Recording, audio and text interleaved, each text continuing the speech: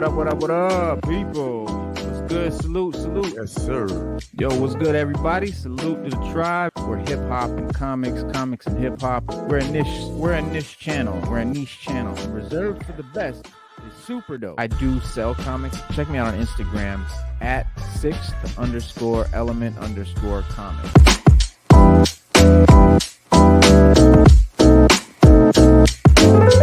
Yeah, because comic books are the sixth element of hip hop.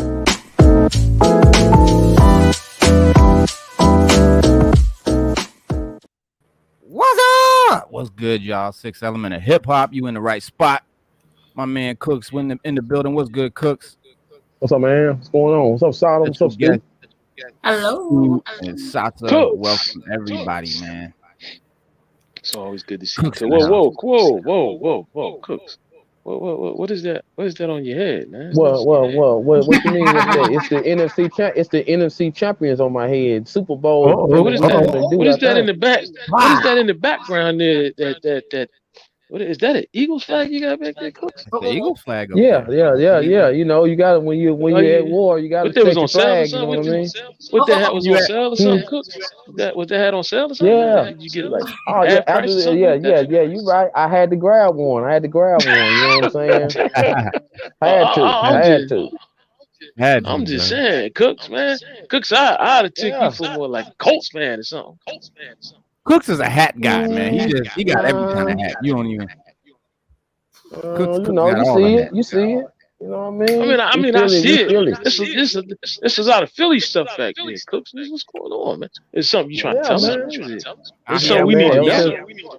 Ever since round the Cunningham, baby. Damn, Cooks, I'd have picked you for like a Houston Texans fan or something. Maybe why I gotta be the worst team though? Like why I gotta like the worst team?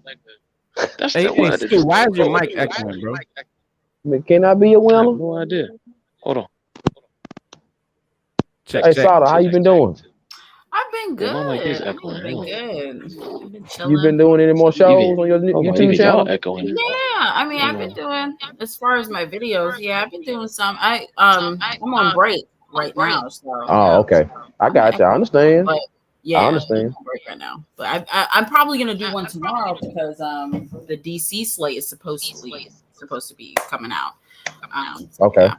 Ooh, why am I echoing? Let's figure this out. Yeah, I think you're echoing too. I know everybody is. Cooks. let me mute Cooks and see if that's what's going on. All right, check. Echo. No echo. Sada, you do a mic check. Okay. Echo? No echo. Okay. All right, Cooks, now you. Yo, what up? Yo, what's going on? Hello, hey, hi, how you doing? It's me. Echo. Check. I don't hear. Hello, echo. I don't hear. Your mic is making our stuff echo. That's weird.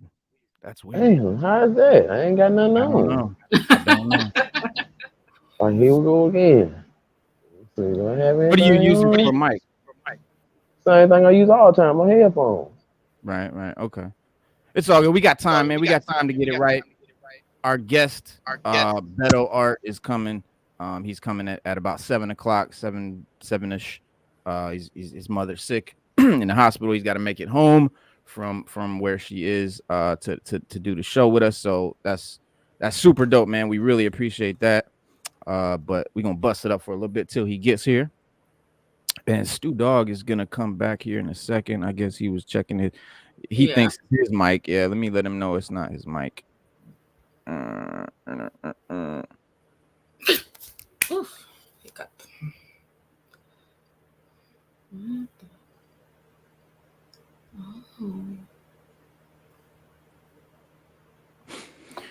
So we have, like I said, we got the guest today. It's a great hip hop and comics, representation, I guess, confirmation. So when I was doing the idea for the sixth element, and I was coming up with the basis of what I wanted to do for a channel, and when I came up with the idea to make it a hip hop and comic book thing, and I was doing a lot of research, looking for articles and images, whatever it was, to sort of build the channel around, and I came across a lot of this guy's stuff. Because you know, when you start looking for hip hop and comics, naturally stuff like this is gonna pop up. And it was super inspirational, man. I gotta tell you. And this is back, you know, almost 2.5, 3 years, I guess, since we started the channel.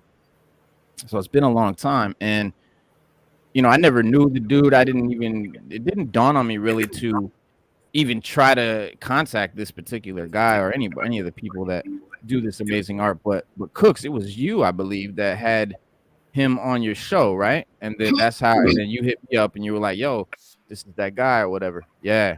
Salute. Slade, what's good? Chef and Brims, what's good? Yeah, Stu, you're good, bro. It's not your mic. It's Cooks. Something with Cooks' situation is making us all echo, but we got that solved. It's the Eagles you want to. Oh, the Eagles. Whenever you want to talk, just unmute your mic. Okay. Can you unmute it? There Is you it go. still echoing? Is it still echoing? Check. No. Hello? No. Okay. It might have been. Yeah. Whoa, it fixed. Hell yeah. Look, Slade is. He took the Eagles. He took the Eagles hat off. No, I just adjusted it. I just adjusted the hat. Okay. Little adjustment and. Yeah. Oh, man, we'll just go. Here we go. You know what I'm saying? What color you want? Oh, good. Come on. What color you want? Yeah. What color You might as well want? go on, man. You might as well go on back to the Eagles hat. Hey, hold on. What color you want? What color you want? What color you want, dog? He not done. What, something wrong? That means you need more? I like that. Cook. I like that. The blue with the black. Cook. What, you need more? I like that. I like that. You need more? What, you need more? Cooks. You need more? You sure? That's enough? Cooks, I like that. I like that. Oh, you can keep going because I'm impressed. I'm impressed. You can keep going. No, that's enough. Man, you can keep going. No more. That's enough. Sure, man. That's what you like. This what you like. You like that. You like the Cleveland Indian. That's what you like. No, sir. Okay. No, sir. But that is tight, though. That is tight, though. All right. I like that. Go back to the Eagles is in the Super Bowl. You got to rock it, Cooks. Okay. That's they're better. They're going to the bowl, Cooks. So you got to rock it, Cook. You got to rock it. That's better. Okay. There we go. You got to throw in the Eagles. Cooks, you got to put the Eagles joint on. Cooks, they going to the bowl, baby. Philly, we ain't even in baseball season yet, Cooks. We deal with the Phillies. We deal with the Phillies in another month. Huh? No, it's okay. That's New Jersey Nets.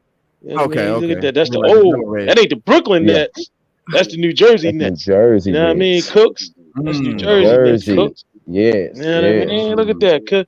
Who that logo on there? Look at that logo. Who is that, Cooks? I love that. That's dope. That's classic. That's a classic. That's a throwback. Classic. I like it. Now, Cooks, let me ask you a question. Would you, if you like when I bought this, I liked it so much. And you know they wear out after a while. I know you know. I bought two of them. Because like when this one wear out, then I just go pop out the other one. Because you know once they make them, that's it. They ain't coming out with no more. It's gonna be a different design every time. Do you find yourself doing that sometimes? Yes, I do. You know what I mean? I guess because now that I wear more fitted hats and snapback hats, it's like, you know, if you want one hat that you just you want to wear it all the time, but it might have that white headband in there, it gets dirty. You might want to buy cleaner, you might not. So if somebody buy two of them, they have one to wear to show off on and one just to wear all the time just because they love the hat. So yeah, I know exactly where you're coming from. Okay. I know what you're talking about. That white rim. See, I can't wear ball caps, man. I can't wear ball caps. I tried it. It just they look goofy. They look goofy on me. I can't do it. Just some people can't. Cooks, am I right? Some people don't look good in ball caps. I don't know what it is. But now I'm gonna tell you something crazy about that. The ones who they don't look good in them, everybody give them props. Well, I never could do it.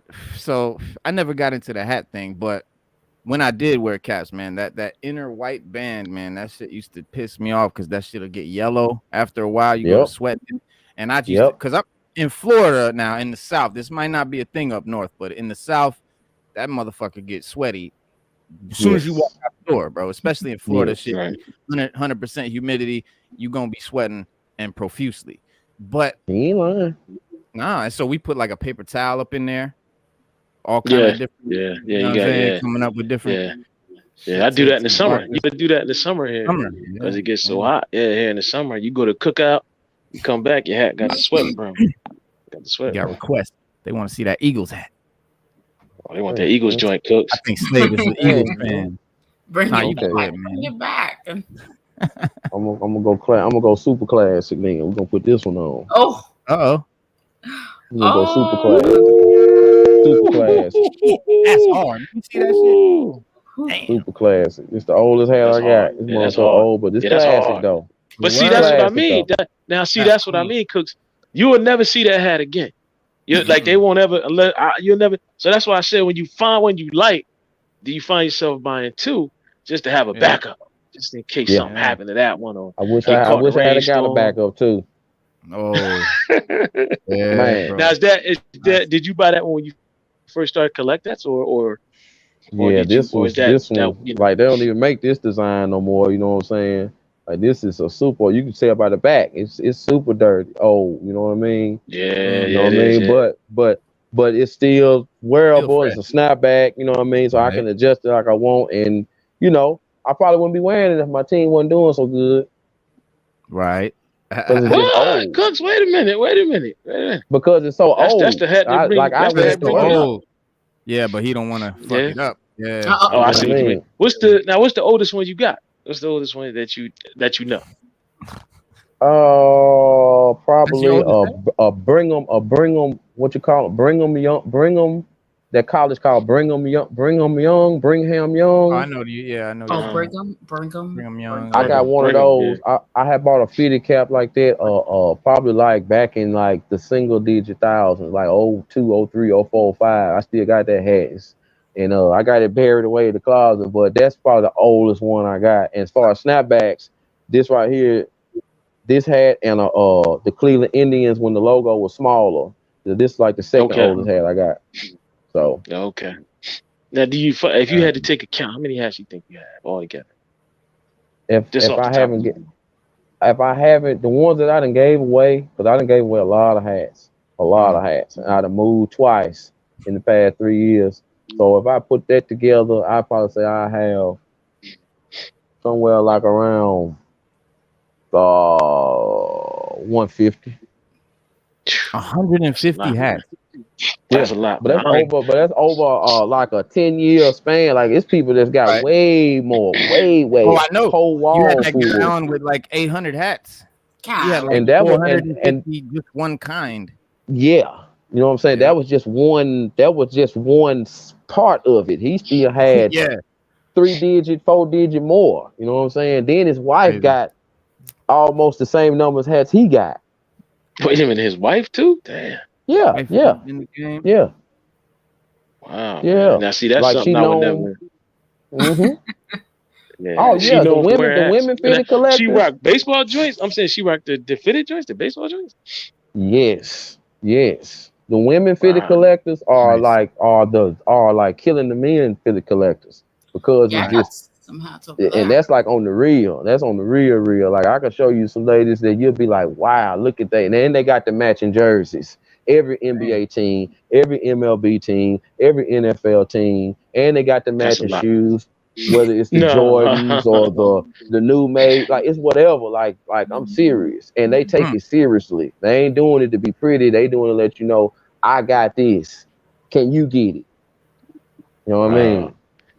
And not on no money. I'm a Steelers fan. Money thing. Mm-hmm. I'm a Steelers fan. Now I got Steelers. I even had Pittsburgh Steelers sneakers. I mean, and they say Pittsburgh Steelers on them. Like they literally so jealous. Say Steelers on. I mean, but like all that for every team, I send you the link, so I don't even. I got you. Okay. But to have like every team, that's a lot, bro. That's a lot. And I only buy authentic jerseys, so I'm spending $350 a pop. And if I can catch them on sale, I just get them. I'll be like, skip it. I gotta get it. Even if I'm pimping on a budget that week, I'll be like, I gotta get it no matter what. But it's hard to find them. You know what I mean? And the quality that you get when you get the authentic ones based the other ones, like the replicas or whatever the case may be. Yep. So that goes to add a lot of value to your collection.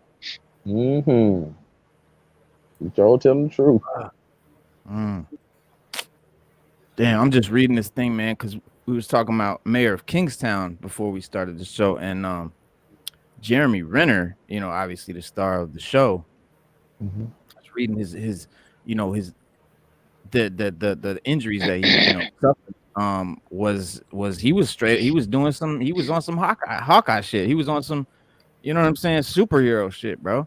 He 52 years old. He had the piston bully snowcat that he was driving, and basically once it was on the street, it started sliding sideways and began to roll downhill. And so he hopped out because he seen that it was heading towards his nephew.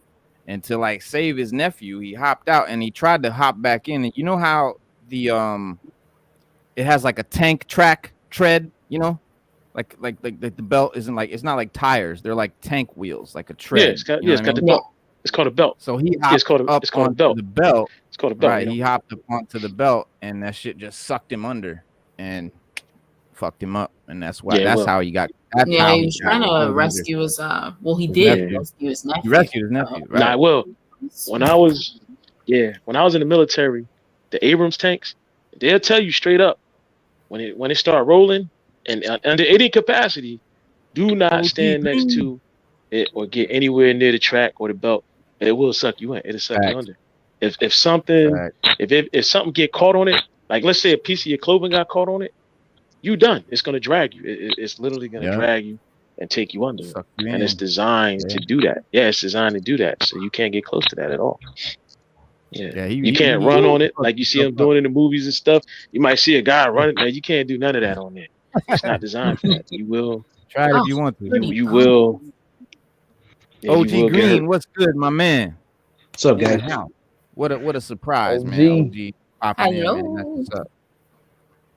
OG Green. We still waiting on my man on our special guest, Beddo Art, that we gonna chop it up with when he gets here. But we just chopping it up, man. Man, everybody's helping out with the promotion. You got my man, your boy, Dirty Doe and them from we interviewed them the other day. Mm-hmm. Crazy Visions and Filth and them. They looking out. Jay Paris, the actor from Belly that been on here, he's shooting, sharing the shit. So yeah, man, we got a good network, man. I love our network, bro. I love our crew. Yeah. OG Green, what's up, man? How's the weather? Y'all been this weather out there where you at, man? Were you a part of any of that? Did you experience any of that? Well, it finally stopped raining a couple days ago, but it's been foggy. It's weird. It's been foggy in the mornings and it's cold. Even though like the sun will come out, obviously it's still cold. Like, right. It's just, we haven't had a winter like this in a long time. Like long time since we've had a winter like this out here, man. Yeah. Dang. Yeah, because y'all had like a major rainstorm come that way. And in certain we parts, had like, I think it was like Northern County. We had like flood watches and flood watches here where I'm at. Like, oh, wow. Like it was because like the Kings River runs through where I live and stuff. And that was like, here we go. Okay. Yo. All right. So the man is here. We got the homie, not to cut you guys off, man. I'm sorry. My bad. But our guest has arrived, my man, Beddo Art. What's good, Beddo? It's all good, man. How you guys doing? Doing good, doing all right, man. Doing good to see everybody. Good to see you, man. No, good to see you. Yeah, good to see you too, man. Thank you for coming on, man, and joining us on the show, chopping it up with us, man. And first of all, I just want to let you know, bro. What's up? Your work, man, your pieces was mad inspirational. Just for starting this channel that we got right now, the Sixth Element of Hip Hop. You know what I'm saying? We talking about hip hop and comics. And what gave you, man? What started it all, man? What gave you the idea? What made you say, man, I'm gonna turn these comic books into hip hop covers? I mean, how did it go, man? Talk to us. Let us inside the mind of Beddo Art. Well, basically, I mean, all of this is my stuff. Like, I'm a huge comic book collector, comic book head, whatever you want to call it. Right. Since I was a little kid. Like, for me, coming up and starting to read, it was comic books that I started with. Nice. What's your what was your favorite comics as a kid? A lot of the major ones like Avengers, X-Men, Justice League. I used to like a lot of team books. Right. Now, I see you doing a lot of Marvel. Not a lot of DC. Were you definitely more of like a Marvel guy? I was definitely a Marvel collector. Even as I got older and got more serious into the comic collecting, I was always into Marvel, definitely. And this whole collection here that I have with the hip hop comic book cover remixes, they're actually all Marvel. I don't have any DC. Right. Yeah. Such a shame. I know. Are you gonna do any? Are you planning on doing any DC stuff or? Maybe one day, but I think right now it kind of has a theme going to it. Yeah.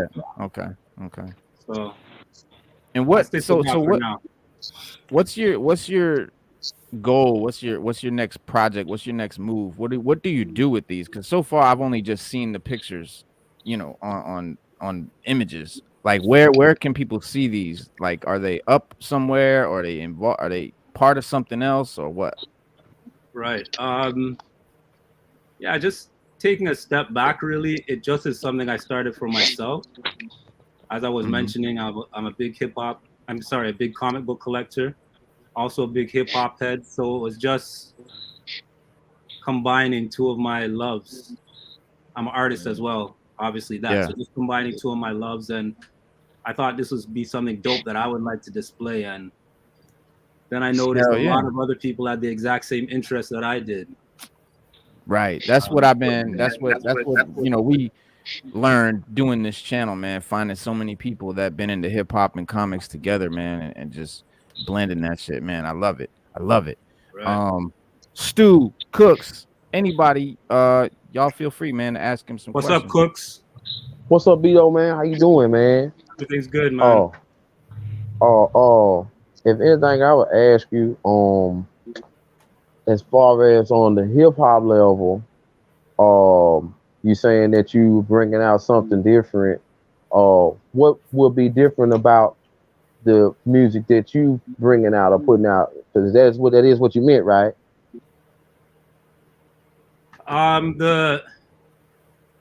As you could see, a lot of the music in the covers that I've worked on so far are from what we call, I guess, the golden age or the golden era of hip hop, which is that late 80s, 90s type music. That's when I was, coming up as a young man, and I'm fully into hip hop music and the whole culture. So I really focus on that era.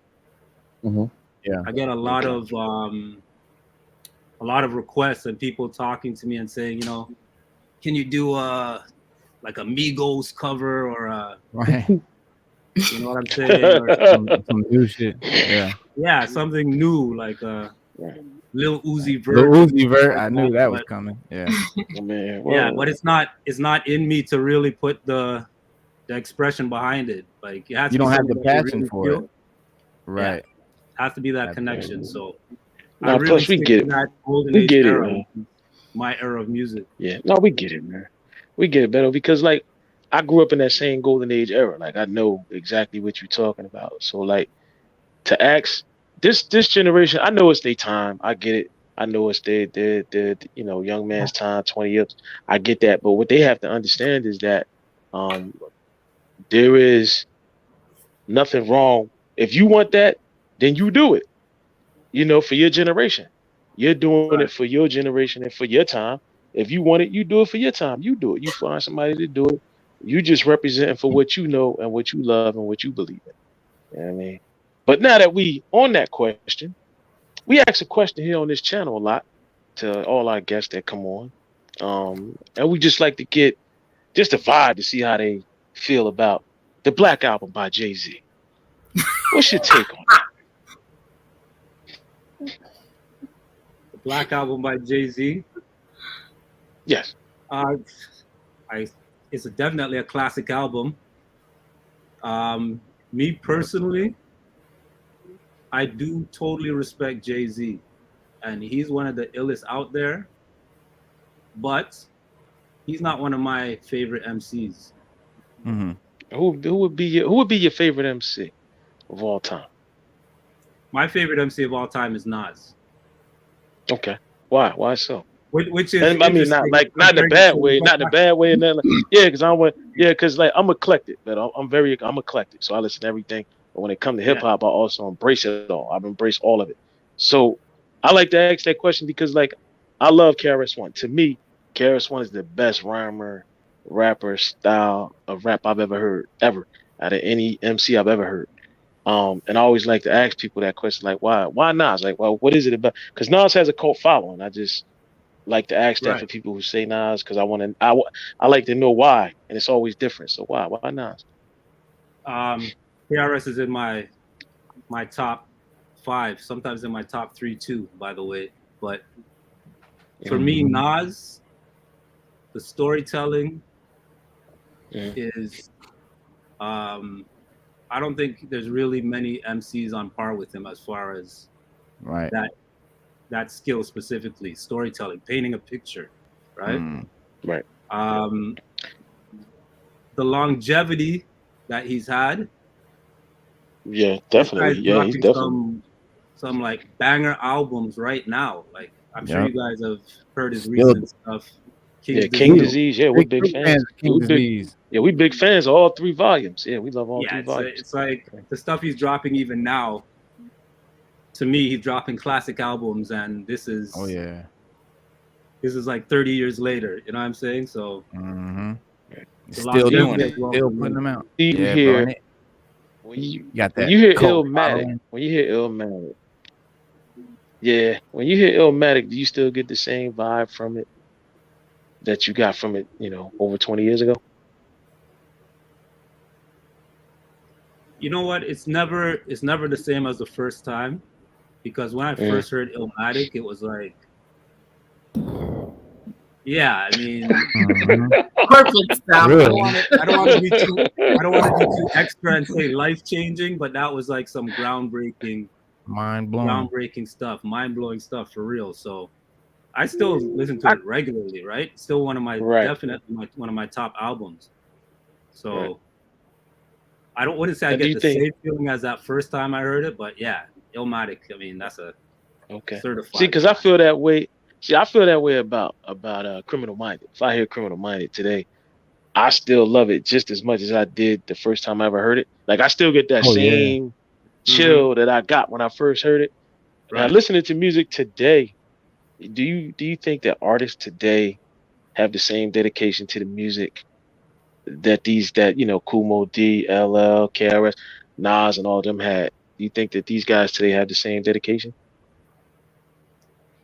It's hard to compare 2 different eras like that, because I think back then you had to go for a little bit more than you do now. Now things are a bit more at your fingertips, right? Right. You have the internet, everything is digital, everything is a bit more accessible and easy to produce. Right. That's back true. then, I think things were a bit more raw. You really had to go to the underground to want it. I mean, things had a bit more feeling behind it as well. You're mentioning Criminal Minded, like even when it comes to The Bridge Is Over, the whole backstory of that, and how he's going at the Juice Crew and the beef with MC Shan and Roxanne Shante, and how that came about. I can't say you're not getting stories like that nowadays, because I'm not as immersed in the hip hop that's coming out now. Back then, when you were hearing those songs and hearing those stories and everything behind it, you were feeling that. You know what I mean? It was a bit more raw back in the days than it is now. Absolutely. I could be biased, but no, you're not wrong. It was you're not grimy, wrong. You're not wrong. It's just like that grimy, grungy. You know what I'm saying? That's just how it was in the '90s, and that sort of carried over. But once Puffy and them started doing the shiny suits, and you had Nelly and all of that came out, and shit just sort of blended to it, sort of shifted to a more sparkly, glittery, glamorous, style, and that's sort of where we find ourselves now with Lil Wayne and the rock and roll. Flavoring that's sprinkled in there, the punk rock vibe and all of that. and we end up where we are now. But it comes out of that shiny suit era. You know what I'm saying? They're not coming from the Timberlands and camouflage and fatigues and bucket hat. You know what I'm saying? They're not coming from that like we are. Right. Yeah. Right. Well, that was the vibe that we gave out. But hip hop has always been rebel music. It's always been music that's defied the odds, spoke out loud. You know what I mean? Kicked the door in. Hip hop never opened the door, they kicked it in. That's just what it was. And being is that today, about, you know, like when Tyree Nicholas just got shot, somebody would have made a song about that. I mean, it would have came up. It would have came up in rap lyrics. When Yusuf Hawkins got killed in Bensonhurst, Public Enemy delayed their album just to put "Welcome to the Terror Dome" on there, just to put that on there, because it was a single. And it was, Chuck D said it wasn't going to be on the album, so they had to re-record and do some other stuff just to put that on there. And then some of those guys from back then, you know, those artists, they might put out a track, you know, they might do a song, but it's not going to get the same light that it, you know, would have got. And if a guy like, you know, Lil Uzi Vert, where is the, you know, from that generation, where are the songs? Where are the outcries? Where's the protests? Where's the rebels? Rebellion? Yeah, where the rebels at? Where's the Public Enemy? Yeah, where's the Public Enemy in 2023? Right. Yeah, a part of that, I think, is you're going back to even so the 90s, but more so the 80s. I don't think they understood the power that we had with hip hop. And a lot of record companies were just kind of giving the artists free reign to drop whatever they wanted or make their album, we'll put it out. I don't think an artist today could come out like Public Enemy did and get that kind of major label exposure and the messages they had. And I don't think even if an artist wanted to come out with that message today, they could on the same. Well, that's the thing. Yeah, they might want to. It might be some out there that want to, and it might be some groups out there and some MCs out there with that. But like you just said, man, it's the industry that's not gonna give them the light. That's not gonna, you know, put them on the radio and give them all the shine that they would need. So it might as well not happen. It's a much more controlled thing, which is why you don't have as much variety, I think, in or rebellion between hip hop now, right? As far as subject matter. Yeah. But Jay-Z, speaking of Jay, he said that the industry is winning right now. Go ahead. Yeah. No, Jay-Z was saying that the industry is winning right now because he said that right now, it's whatever the industry wants. And he said it's not just the industry, but the artists now, they want to get on so bad and they want a gold chain so bad and they want money in their pocket so bad that if the record industry says, look, I need you to make an album sound like Uzi Vert, they'll do it. They'll literally sell their souls just to get on. Yeah, it's pretty much that's the skinny of it. We got a question from the chat for you, Lauren Rad. Oh, you was gonna ask that too, Sada? Yeah, that was one of my questions. So perfect. Cool. Well, there you go. Perfect, man. So there you go. How do you do your art? Is it physical? Is it digital? Is it both? It's both. It's a combination. Like with many things, I'm still kind of old school, right? So I still draw everything physical, pencil, nice, paper, ink. Nice. I recently have gotten more digital. I have an iPad. Do a lot of my coloring on the iPad. A lot of these pieces that you're showing here, these covers, they're originally sketches and drawings. Right. Scan them into the computer when they're inked, and I color them on my tablet. So okay, so that's the process. You sketch them out on paper, and then you scan that in. After you ink it first, and then scan it in. Yeah, I ink by hand. I ink physically as well. Okay. That's the best. So you don't use you don't use DigiPen at all? Do you use on the iPad or the iPad? You said if I use a pen on I use the pen on the iPad for coloring. Stylus. Yeah. Little stylus. And I've gotten more into like some pieces. I will do some sketching here and there on the iPad, but usually I sketch first. Do you find it easier? You find it easier to use DigiPen or the physical? Way easier to use the physical. Yeah. To draw. Probably because that's how I came up drawing, right? So Right. I really had to teach myself to use the digital and the Apple Pen and all of that. Because when you draw with a pencil, and like you said, you came up doing it that way. I mean, obviously, but I don't know. For me, I have more control with the pencil. And when you get with that stylus, you don't get the finest point like you do on a pencil. It's a point, but it's not quite as fine. I mean, so I get what you mean. There's definitely a lot more freedom with the pencil. But coloring it in, digital all day. Yeah. A lot of cool effects and shit you could do. Yeah. There's also the texture of the paper. And you know when you can feel the pencil against the groove of the paper? Right. It's a very slight thing, but when you're on the iPad, it's very slick. Yeah. Right? And they even have a program or an effect or something that you can that's supposed to give you that grain feeling. I had to get what do they call it? Like a sheet. Yeah, like I have to get a sheet clear, and put on top of it to give it a bit more. That's what it is. A bit more tooth or a bit more grain to it. But when I was just drawing at first on the iPad, when I first got it, it just felt like you're writing on glass or something like that. Mm-hmm. You're just like sliding around, no resistance at all. Yeah. I got one of those sheets. It improved it a little bit, but yeah, for me, paper still. If you guys don't mind, I could show you a little example of something I'm working on. Please. No, please do. I'm making a new comic book cover for Run DMC. Nice. There you go. Ooh, wow. Nice. That clear? Yeah. But this is my process. I'll sketch it out on paper first. Right. Ink it. Dang, what cover is that? It looks familiar. This is Star Wars. Okay. Star Wars #1. Yep. I knew I recognized that setup, man. Yeah. That's gonna be ill. So yeah, that's what I'm working on right now. But yeah, then I'll ink it, scan it in, do all the graphic design of the lettering and What Up Motion Live. Do all the graphic design and the coloring and everything on the tablet. Right. Oh, Slade wants to know, have you ever did any Granddaddy IU covers? Not yet. You plan to? Not yet. I have a long list. I mean, right.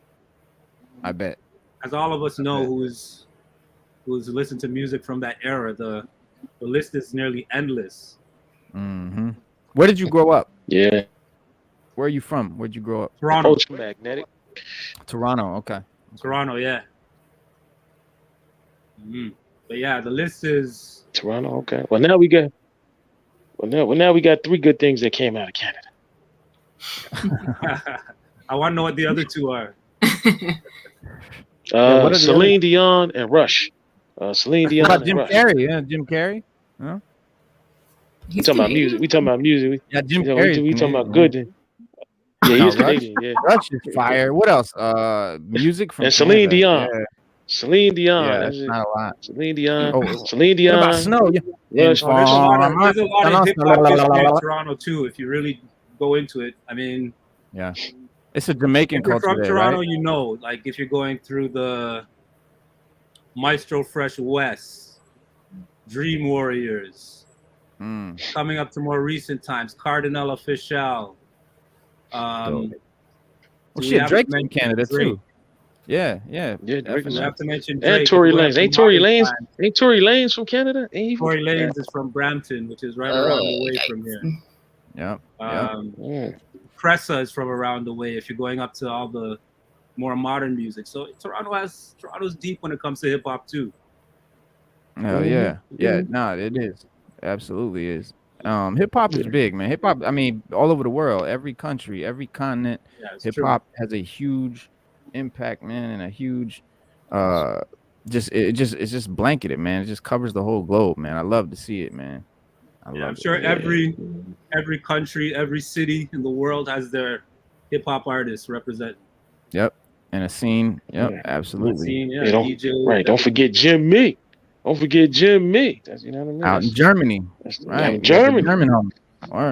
It's big in Europe, yo. Hip hop is huge in Europe. Hip hop is more hip hop in Europe, and I'm gonna keep it a buck. It is, and that's sad. That's sad too. Sad.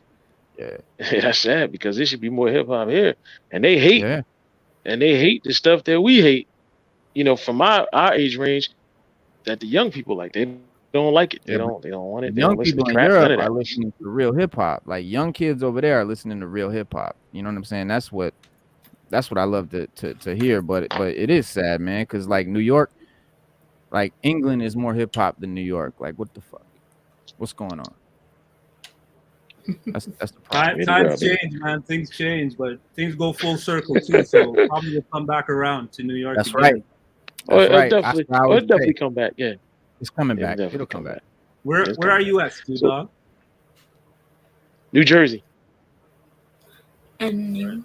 How about yourself, Sada? Oh, I'm in Maryland. I'm in Maryland. Okay. Oh, I thought you was in Mount Vernon. No, that's where my dad's family is from, and we go there to visit. But no, we live in Maryland. I'm in VA, and then Cooks is in Alabama. Right. Yeah. So Beddo, do you your artwork? Do you sell it at all? Do you put it up for sale or digitize it? Do you NFT it?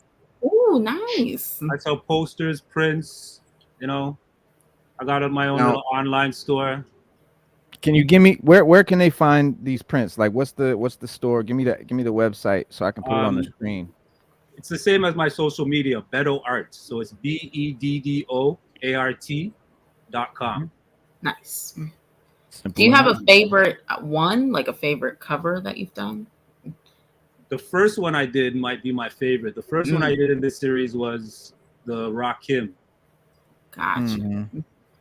Which was a remix of the famous Iron Man cover, where Tony Stark was battling alcoholism. Yes. His demon in a bottle. Yeah, there it is right there. Yes. Microphone fiend. So I don't know. It came to me as a microphone fiend, and from there I just kept going with it. So that was my favorite. It's the first one I did in this series. Nice. That's dope, man. And this one, you gotta love it, man. That's my favorite Wolverine right there. Yes. That is so dope, man. When I seen it, I was like, yo, and then the X-Men right there. Yes. That's another one of my favorite covers and one of my favorite storylines in X-Men right there. So thanks, man. Yeah, bro. X-Men was that was probably the comic I collected for the longest. Me too. Was X-Men turning into Uncanny X-Men, then going into the Jim Lee, and I stuck with that for a long time, as well as New Mutants too. Yeah, yep. New Mutants, Cable, that's my favorite right there. Yeah. All of that good shit. Sada or Cooks, man. Y'all got anything y'all want to ask? No, my 2 questions were asked, so I'm good. Well, like I said, me and him, we already have talked before, so there ain't much more I can ask him, except for like what's new, or as far as hip hop, like as far as on the hip hop level. I know you said that there is hip hop over there. You just gotta dig deep. But like if it was, let's say, 2 artists that might not get heard a lot, that that's very good, who might they would be? You know what I'm saying? Like, are they in your playlist right now? Or, you know what I mean? Like, who's 2 artists or groups in your area that we don't know about that's actually hot that we don't get to hear much? They might not necessarily be new artists, but even going back a bit, you guys ever listen to Chaos, another Toronto artist? It's spelled with a C or a K? K-O-S. Okay. I want to say I know that. I want to say I know that. Yeah. You have heard of it or no? I've heard that. I've heard Chaos. Yeah. His music was crazy, man. He's dope. You could always check that. I still bump his stuff all the time. So. Oh yeah. Do you So my man Original Origin just wants to ask if you do have any plans of doing other genres besides hip hop one day, maybe funk, jazz, reggae. I do. I'm a big reggae fan, of course, but like I said, hip hop is just so deep. I have a lot that I have to get to here first. Right. I've kind of touched into the R&B. Oh yeah, with the Mary J. Blige and stuff. Yeah, I did an Aaliyah piece as well, but R&B is connected right. to hip hop anyways, so that's right. Yeah, but yeah, definitely would want to touch on some reggae in time. Erykah Badu as well, yeah. Yeah. Cooks, you were saying what new I'm working on. I actually have started a project that it's really going to take me some time to get into it, and I've been working on it while I'm doing a comic called Hip Hop History. Oh, nice. And I'm just kind of going back to the origins of hip hop in the Bronx and New York City, and kind of creating a narrative out of that and turning it into a story. Okay. Have you seen Ed Piscor's Hip Hop Family Tree? Yeah, of course. Yeah. Of course, man. Those are some dope shit. Those are classic. I recently saw those just turned 10 years old. 10 years ago those came out now. Yeah, we had him on the show. Well, actually, I interviewed him on Comic Crusaders, but oh, for real? He breaks down. In these, I mean, just for people that might not know, it's he tells the whole story of hip hop from like DJ Kool Herc, okay, all the way up past Run DMC to Tupac. Like he does the whole story, and I mean, crazy accurate. Like it blew my mind, like the facts that he was that he has in here. It's not just just some basic there was a guy and he did some turntables. No, he's actually got interactions between the MCs of the day, conversations between like the Sugar Hill Gang rappers, and like conversations, like real conversations, so like verbatim shit. So yeah, check this out, y'all. It's Hip Hop Family Tree by Ed Piscor, man. It's definitely some hip hop. I'm trying to come, like that was 10 years ago, so it's surprising there's not more hip hop based comics. Right, so I'm gonna try to come with my own story, my own hip hop history. It should be coming out sometime later this year. I can't wait. When you do that, bro, you definitely got to come back. Make sure you come back, man. For sure, man. Most definitely. Most definitely. Yeah. Yo, I got a question. It's a lot of research. As you guys know, the history of hip hop is deep, so it's a lot of research, a lot of reading, a lot of watching, different YouTube videos, YouTube channels, documentaries, movies, and then trying to compile it all into a narrative. So I'm having fun with it. Hell yeah.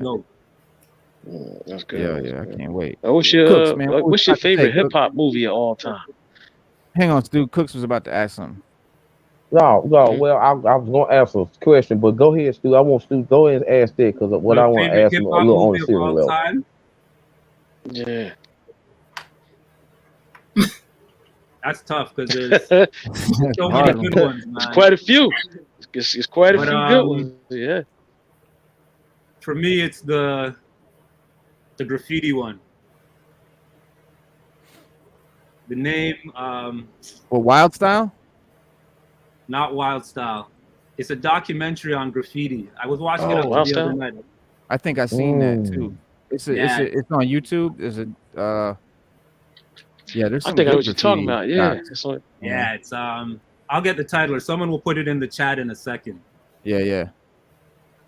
It's bombing. It's an amazing I think they give when it comes to hip hop. I don't think they give graffiti enough credit when they talk about hip hop. Being an artist, I really related to that movie, man. I've watched it so many times, but the title's just escaping me. I'll find it in a second. That's what's up, hip hop art.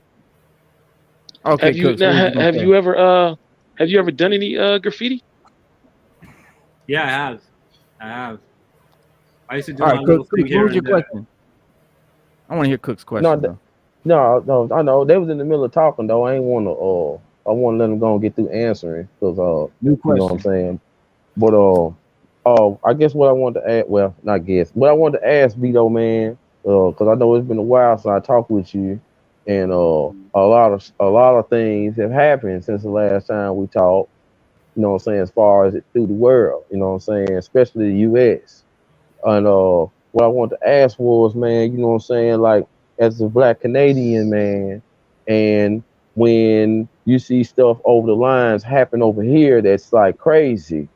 That's like crazy, crazy, crazy. You know what I mean? And of course, it affects all of us as a community, but we don't know about Canada and stuff like that. You know what I'm saying? Like, we don't know how the Black Canadians feel, and we don't get to hear how they feel about certain stuff. You know what I'm saying? So I just wanted to ask you, not even no particular nothing that's happened, even though stuff happen every day, but like, how does it make Black Canadians feel when y'all see or hear how stuff happens over here in the US? Like, Tyree coming Nichols. from you. You know what I'm saying? Like, coming from you. Like, how does that make you feel? Of course, bad, but like, being in Canada and being in US is different. You know what I'm saying?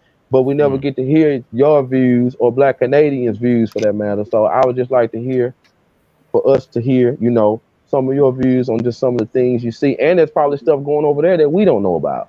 Right.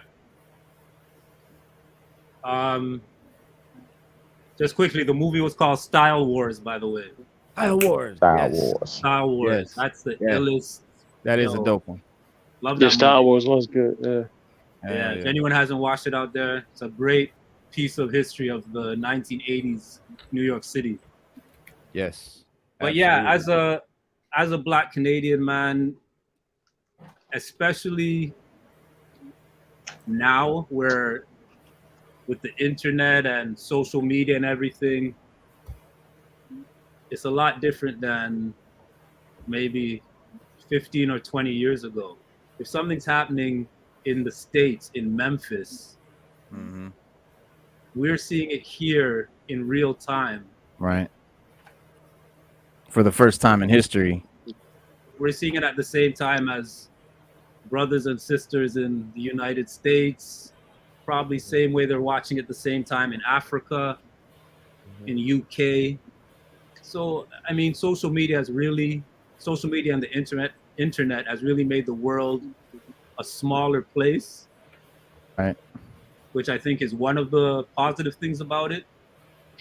So when things happen as far as in the news and certain things, even the past, it's always been going on, but a lot in the past several years with police brutality and things like this really getting out of control and out of hand. Everybody remembers the tragic George Floyd situation of a few years ago. It's all happening. We're feeling it the same way like anybody else down there, right? Right. So Canada probably is people say is a bit different as far as racism and stuff. It feels a bit more undercover here, whereas in the United States, and I used to visit the States regularly. I have cousins in New York City, so I used to go down there all the time.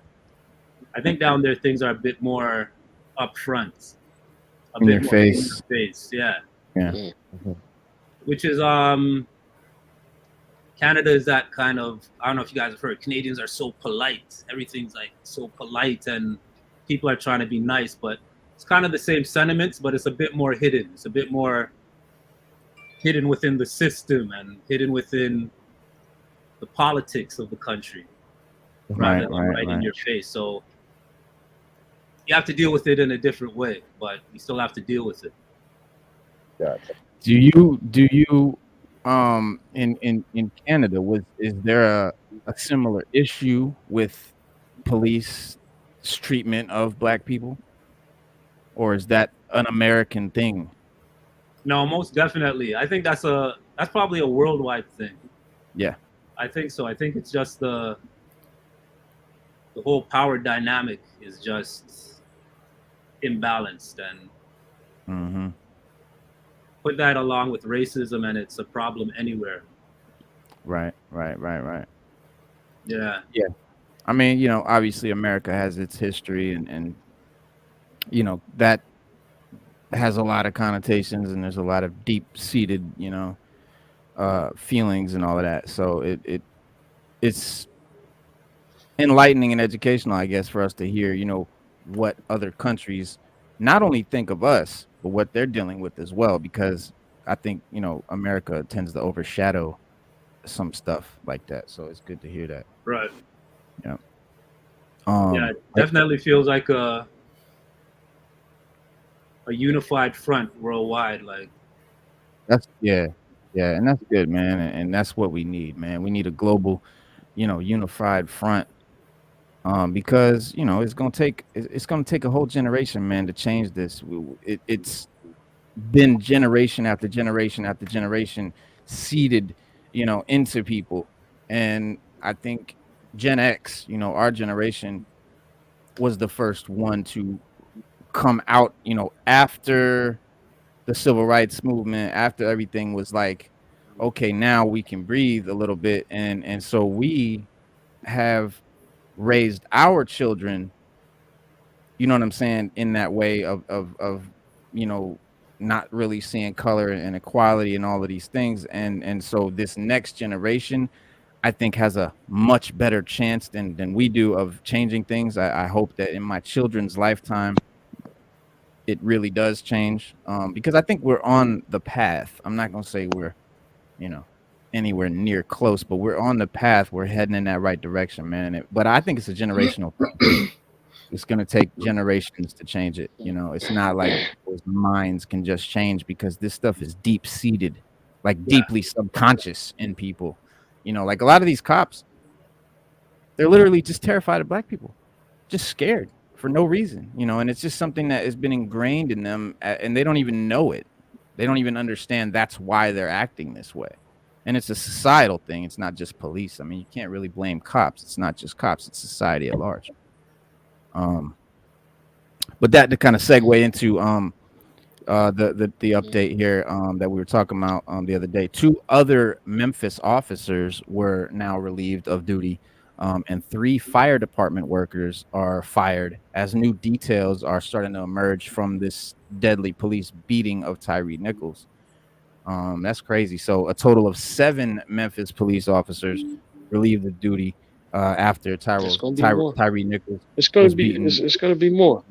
It's gonna It's be gonna be more because more. you gotta realize, you also gotta realize, y'all gotta realize too, that the people we saw on camera, think about the people that were off camera, that Right. that didn't get seen when all of that was going on. If they didn't try to de-escalate any of that, they're with the new training that they give, you know, all law enforcement now, is that they want you to de-escalate the situation. So if you see somebody, you know, doing what they did, you got to jump in and stop. And if you don't, you're held just as liable as the people who committed the attrition.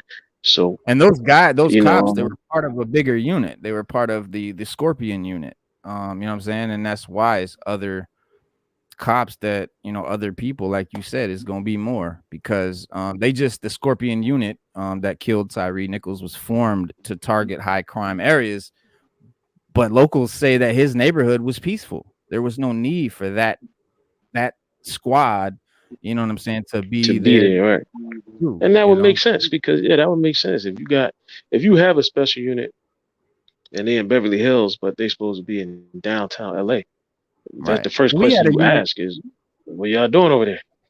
because in our neighborhood And we that's had a what we unit do. that we just called them the black cars, because they were just all black, unmarked, snowed in tents, and they would just ride. It was like usually 6 or 7 of them, and they would just ride through the projects, and they would, you know what I'm saying, that's where they stayed. That was that unit for that area.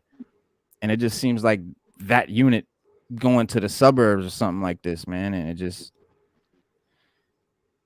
needless, man. Yeah. And so that whole Scorpion unit, whether they were all bad guys or not, I'm sure that they weren't, because there's, you know, we know that all cops are not just bad guys. Inherently, all police are not bad. That's a problem too, because the good cops get overshadowed by the bad cops. But that whole unit's been suspended and shut down. So, you know, it is, it's affecting a lot of other cops. But yeah, What happens, man? And they should.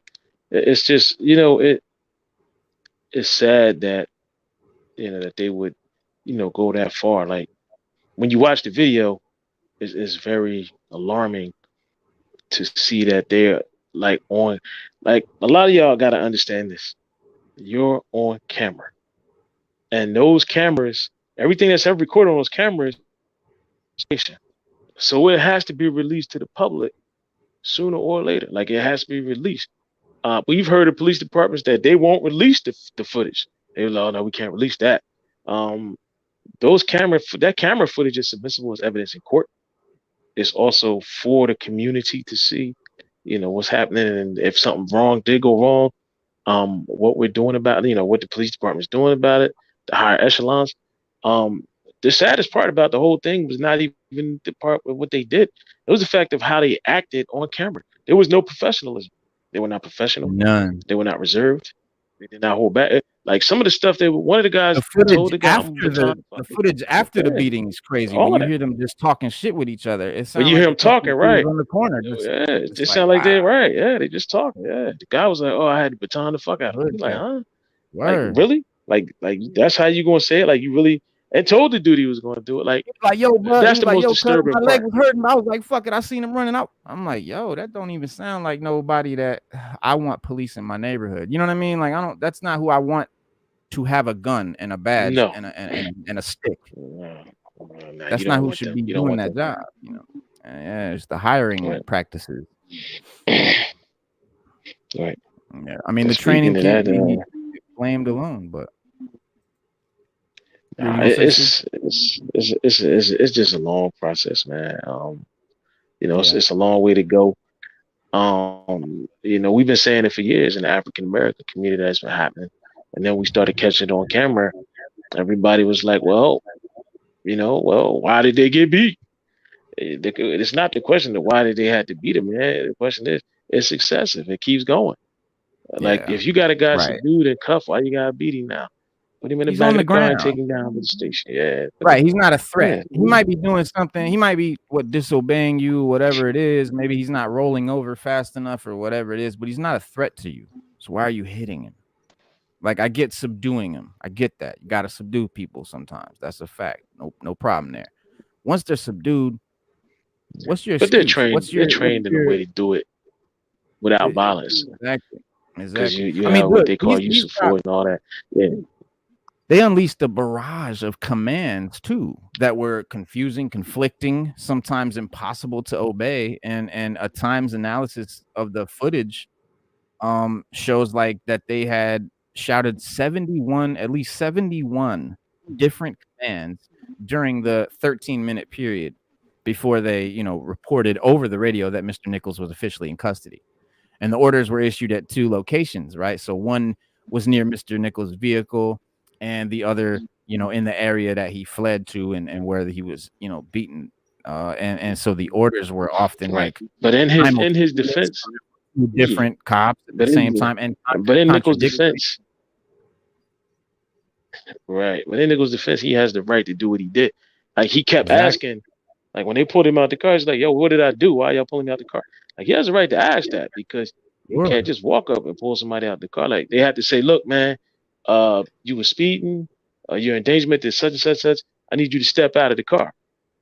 Listen, the video I saw, they just walked up and grabbed him. I was like, "Get out the car!" In the video, I was like, holy crap! They showed him holding his hands. Literally, he's holding his hands, telling him, "Show me your hands. Show me your hands." They're holding his fucking hands. Then they're telling him, "Get on the ground. Get on the ground." When he's laid on the ground, they're on top of him, telling him, "Get on the ground." You know what I'm saying? They ordered him to reposition himself, even when they were controlling his body, ordering him to do things that they were physically forcing him to not be able to do. And I see this a lot. If you guys watch a lot of this footage, and I don't know if you guys have analyzed it, but a lot of, and I don't mean just this footage. I mean, from George Floyd to all the footage that we get, seems like there's a lot of that. There's a lot of cops yelling commands that either can't be followed or that they're physically preventing from being followed, or just 2 different cops yelling 2 different commands. It's like, I don't know, man. There just needs to be a better system. You know what I'm saying? But experts are saying that the actions of the police officers were, an egregious example of a long-standing problem in policing, which officers physically punish civilians for perceived disrespect or disobedience.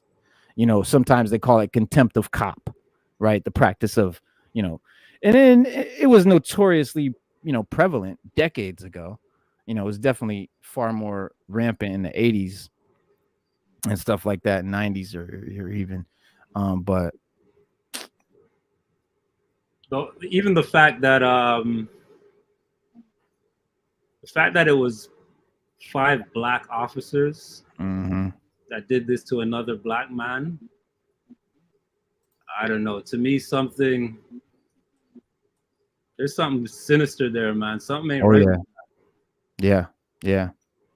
Well, that I think that kind of speaks to the industry or the institution. You know what I'm saying? The force itself, the way that it's set up, like, because we know how it started. It was slave catchers. That's how the police department started, and then it then became police. But slowly, like after civil rights, they slowly sort of let black and brown people take the job, you know what I'm saying, and become officers. But then they would even get ostracized or pushed out or whatever anyway.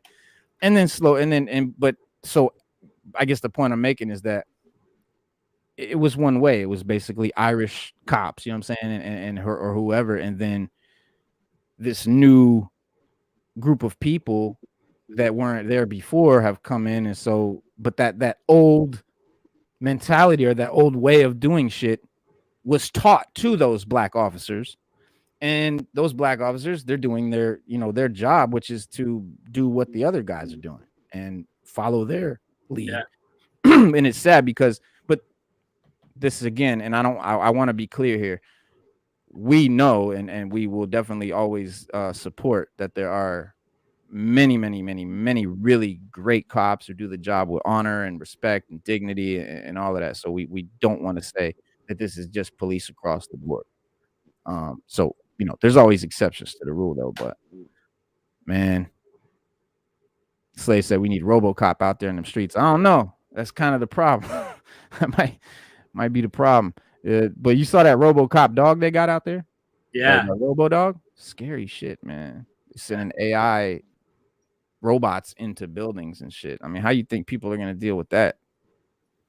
If we're seeing that now, they got worse than that. They got way worse than that. They got worse than that. Right. When we should be going more towards human policing, more towards community policing. You know what I'm saying? More, a more human sort of, but going that way is just even more of a disconnect. That's a terrible way to go. But I think it's inevitable, man. And like I said, bro, I don't see it happening. I don't see it changing, in our lifetime. I don't, because I think it's too deeply rooted. But I think Gen Z, I got faith. Because like, me and my son, we're pretty close. And so I know he's 18 years old. So I'm really in touch with that generation, and they're very conscious about this stuff, way more than even we were. So I don't know, man. It's just I just think they got a better head on their shoulders than we had, and they got a better chance. But it's gonna take a lot. Yeah, man. It's gonna take a long time, I think. Absolutely. But speaking of police and stuff, has anybody been watching Mayor of Kingstown? Who else has been watching Mayor of Kingstown? I should say. Dopest show I've seen out. I know, Stu, I know you're watching it. Cooks, you ain't got to see it yet. Beddo, have you seen it? What is that about, Mayor of Kingstown? So, Jeremy Renner, who we just talking about. He plays they call him the mayor of Kingstown. He's not a mayor. He's not a politician. He's sort of a go-between. He's the liaison between the prison guards, the warden, the government, the police, that whole thing, and the gangs and the drug dealers and stuff like that. And he's sort of like a bridge between the two. He can freely walk into a Crip territory and just walk up to the head Crip and sit down and chop it up with him. And then he can walk over to the Blood territory, do the same thing. He can walk into the police department and do the same thing. He's cool with all of them, and they're all cool with him. And so I guess, it's sort of about them. It's sort of about him trying to help these relations between the prison and the police and the gangsters and all of that. And there's like I don't want to give away what happens, you know what I'm saying? But it turns into, it escalates, put it like that. It escalates to a point, a boiling point, and then sort of erupts at the end of season 1. And then season 2 has just started, couple of episodes in, 3-4 episodes in, and it's going bananas, bro. This is like the dopest show that I've seen since Game of Thrones, bro. Like this is my favorite shit out right now. What do you think about it, Stu? What's your outlook? How do you describe this show as a prison guard yourself? Wow, it's out there, man. It's a radical look on prisons. It's a radical look on prisons and prison systems. Yeah, I don't want anybody to be fooled to think that that's how it really works, because it doesn't. That's what I want to talk it to is you entertaining. about. It is entertaining to watch. Okay. A lot of the things that they talk about are politically. You got to understand something about the jail, or prison. They have their own. It's its own ecosystem. It's its own entity. It's self-sustaining. It has its own bartering system and everything.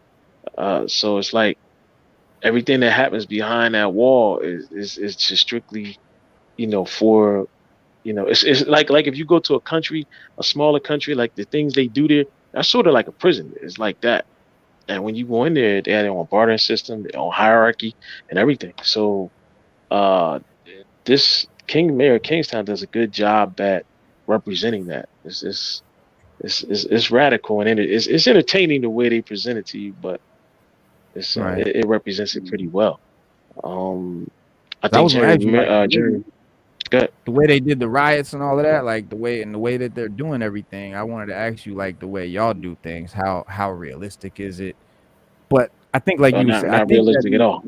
Not at all. Realistic. Not realistic at all.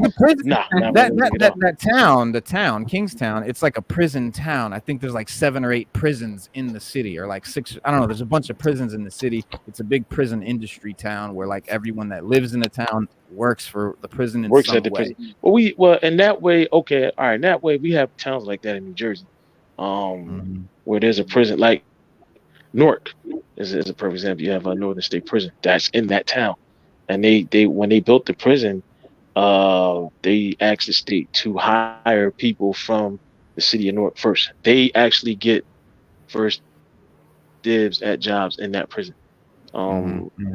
Binghamton, I think it's there's a prison in Binghamton, New York. It's a state prison. It's one of the biggest ones in New York State. Hence the term when somebody tell you going upstate, that's where that came from. Because you know New York City is the city, that's what we all know and love, but New York City is in New York State, and some people might think that New York City is a state, but it's not. It's actually inside of New York State. So and in those towns, people work in those prisons, man. They might drive 10 minutes from that prison and go home. The security in those prisons is kind of lax when you watch it on TV. When I look at it, but like I said, it's for TV purposes and entertainment. And they do a very good job at entertaining us. So I would have to say, it's done well, entertainment wise. But don't think it's like that. Don't take it. Yeah.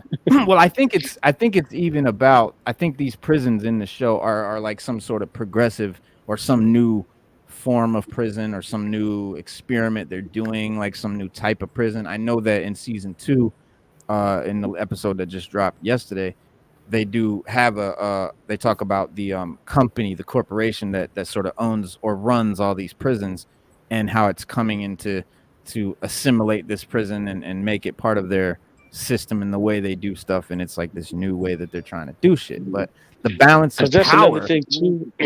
We know they're privatized. And that's another thing. I don't work in a privatized prison, but they're privatized. So that was another thing. Okay, so all prisons are not privatized. Some of them are government facilities. Is that right? Yeah, there are some of them, but like you got local government, you got state, and you got federal prisons. And they all operate independently and different of each other, but you do have something called the Federal Bureau of Prisons that certain rules and even a lot of officers that work in the prison don't know that certain rules and regulations that come down that are universal between the entities are from or is from the Federal Bureau of Prisons. Right. And like you can't carry a firearm inside of a prison. That's from the Federal Bureau of Prisons. You can't have a firearm inside of a prison, at any point. And it used to be able to. I'm shocked that they did it. It used to be able to back in the day. I think it was after World War II. Oh wow. They said, they stopped that. Yeah. So that hasn't been enacted for very long. But there's a lot of things they did back in the day that they just don't do now.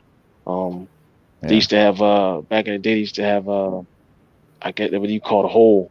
They leave you in there for weeks. They were allowed to feed you bread and water.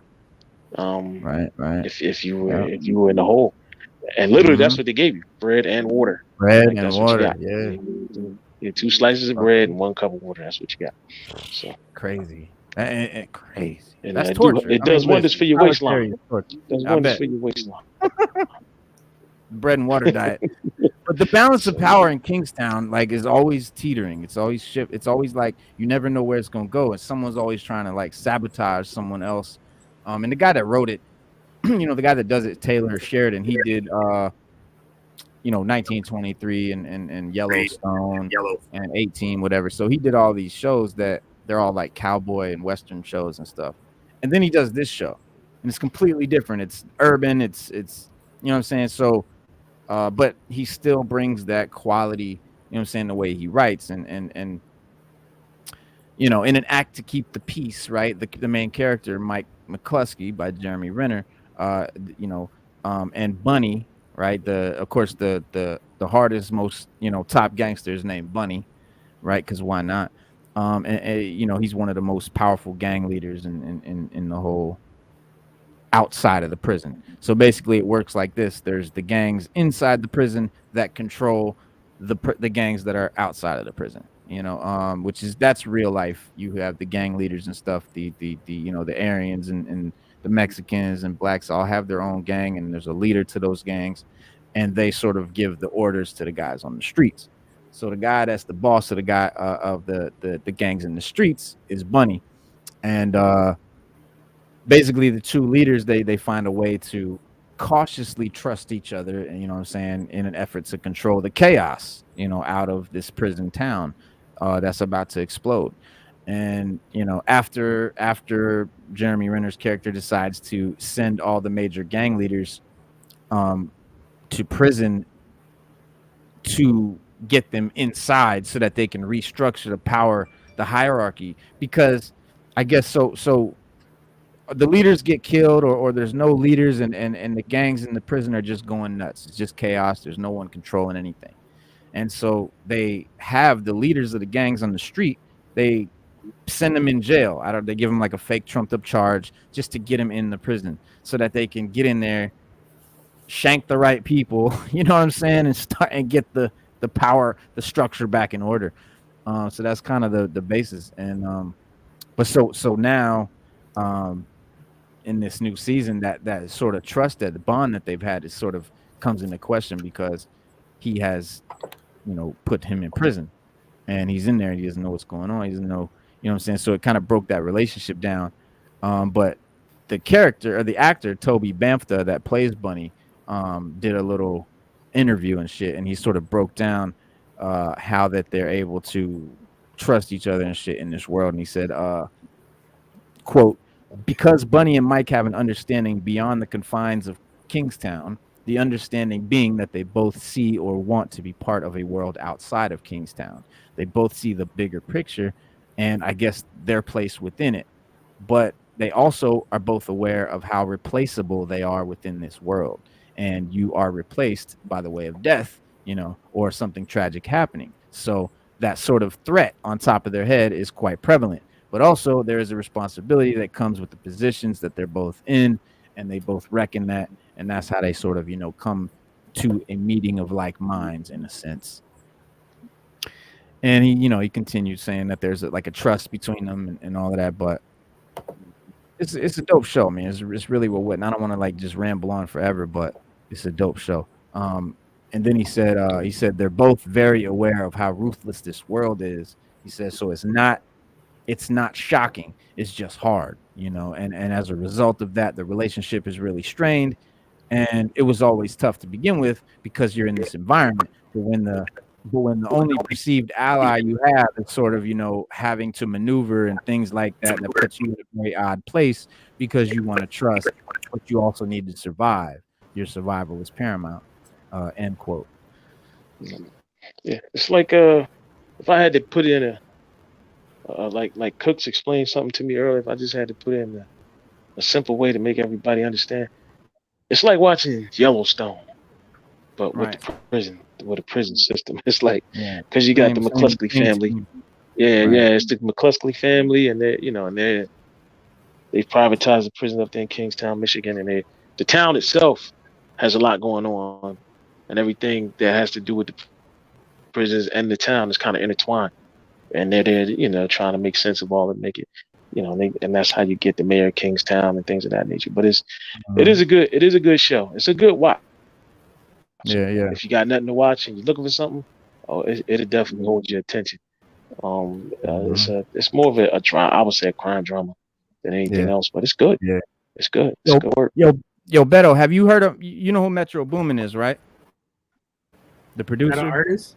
Yeah, well, no, he's a producer, hip hop producer. Metro Boomin. I've heard the name. Yeah. Okay, so I was wondering if you saw his his covers, his album cover that he did. He put out I guess it was like a mix, you know, of his projects and stuff. But every cover was a comic book style cover. And this is a new artist. This is a new, you know what I'm saying, new hot in the industry, working with like Future and Travis Scott and 21 Savage and that kind of status. I tried to get him on the show, but I can't get his fucking attention because he doesn't read his comments on Instagram. So Metro Boomin, I'm gonna check it out.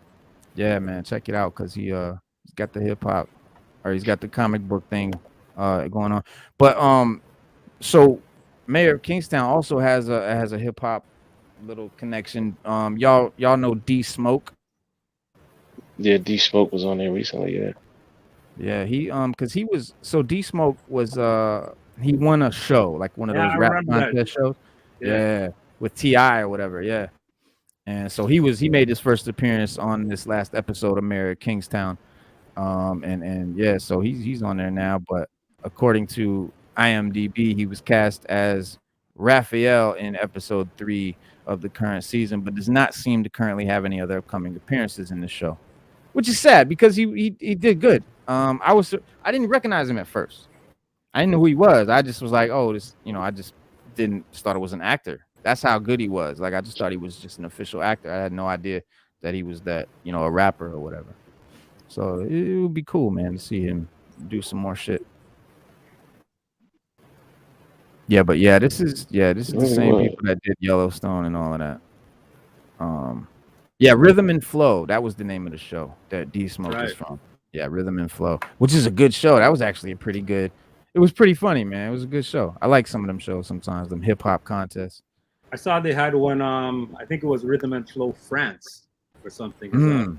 It's on Netflix too. I haven't watched it, but that'd be dope because like we was just talking about France and Europe, man. Their hip hop is real hip hop, but it's good. It's cool, man. The reason I like them kind of shows, not because like it's great music per se, but I like to see young artists doing real hip hop, because on them shows they not having that. You're not gonna come up here and chant 3 words over and over and call it a rap song.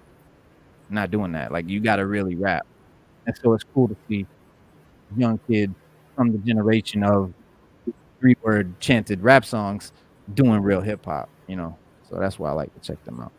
What's good, ASAP Paul? What's good? ASAP Imagination in the What was building. that one show they had on MTV? Making the Band. Making the band, right? Whatever happened? Whatever happened to these people off there? Like, whatever happened? Same thing happens to the people off all them shows. Nothing. Jermaine Dupri did not one. a silk zero. They'll usually, like, the winner of those shows, they'll sometimes get a little bit of something, but they never. No one from them shows has ever had like a big career that I've seen. All you win is exposure. That's pretty much it. Free exposure. What was the one? You know what? What was the one that what was the one Ruben Studdard was on? American Idol, wasn't it? What was that American one? Idol, yeah. American, yeah. I really think that they messed up his career, man, because to me, and I might be wrong. Y'all can correct me if I'm wrong on this. Ruben Studdard to me was like the modern day Luther Vandross. I mean, he could sing his butt off, man. But they just didn't know how to market him. They wanted to do something with him that he just wasn't. That just wasn't him, and I think it really killed his career, man. Ruben Studdard should have put out about 8. Yeah, and there's nothing wrong with that. He should have put out about 8 albums, and they should all been about love, and they should have been dope. And they didn't do that with him, man. They was, I don't know what he didn't even have a contemporary R&B sound, nothing. It just, then they wanted him to lose weight, and that ain't Ruben. I just thought that they really dogged Ruben's career, man. I always thought of him as the modern day Black Luther Vandross, man. To be honest with you, because he could sing. Yeah. I don't know. Like now, wasn't he from Canada as well? What's that? Who, Vandross? I said, wasn't he from Canada as well? Nah, Ruben. Ruben Studdard? No, I don't think so. I think Clay Gakin or Clay Aiken. My bad. Yeah, I think sometimes it's hard to escape the shadow of those shows. Like the show is so big. Yeah. Even if these artists are amazing singers or whatever it is, you can never escape the fact that you were on this show. They're always that reality show star. Yeah, you're always known as that American Idol singer or Yeah, it is hard because even like Kelly Clarkson or whatever, like she probably would have blown up and been like a Britney Spears type, but she was always that American Idol star. Probably the biggest one to come out of those kind of shows is what, Jennifer Hudson, maybe? Yeah, Jennifer Hudson's a big one. She was big. But remember, because you have the show too. Yeah, Making the Band. That's what we were just talking about. Making the Band. Yeah. He was telling like go get the cheesecake. Yeah. Yeah, they dropped it. They got all the way there. They dropped it all the way back. Yeah, made him walk. Yeah. But shit, I wouldn't have walked. Listen, let me tell you something. I would have been like, if Puffy would have told me to go, I wouldn't have went and got. I'd have been like, man, I'm out. This is my last day on the show. I'd have been like, where's the cheesecake? Where's it at? I'm gonna go get it right now. Fuck that. I'd be like, let me go get my. I'm gonna get you some cheesecake. Let me go get my clothes and everything up out of this room out of here, and then I'm gonna go get this cheesecake, and I ain't coming back. Damn cheesecake, man. Puffy crazy. They went and got it though. It wouldn't have been me, but they went and got it. I mean, you got to do what you got to do to get on, but oh no, it's just you got to be hungry, man. You got to be hungry. You got to be humble. You got to be humble. That's the big thing. Getting people Star Wars, that's being humble. No, running errands, doing tasks, running errands, doing whatever it's required, whatever your boss requires, you should be willing to do it. But that was the lesson that he was trying to convey, but he did it kind of sillily. I like that, sillily. Star Wars that Stu, you remember Fallen Order, right? So they got the sequel, Star Wars Jedi Survivor. Apparently you can get it for free. They're giving it away for free if you buy a CPU. Like if you buy the AMD Ryzen 7000 CPU, they'll give you a free PC code for the game. So if anybody's looking to buy a gaming computer, you get your Star Wars Jedi Survivor on the house. That's worth it in my book. I'll take that. I'll definitely take it. I started playing, speaking of Star Wars and video games, I started playing the Star Wars Lego game with my son. Oh, that's a great game. It's a really dope game. It goes through all 9 of the movies. Yep.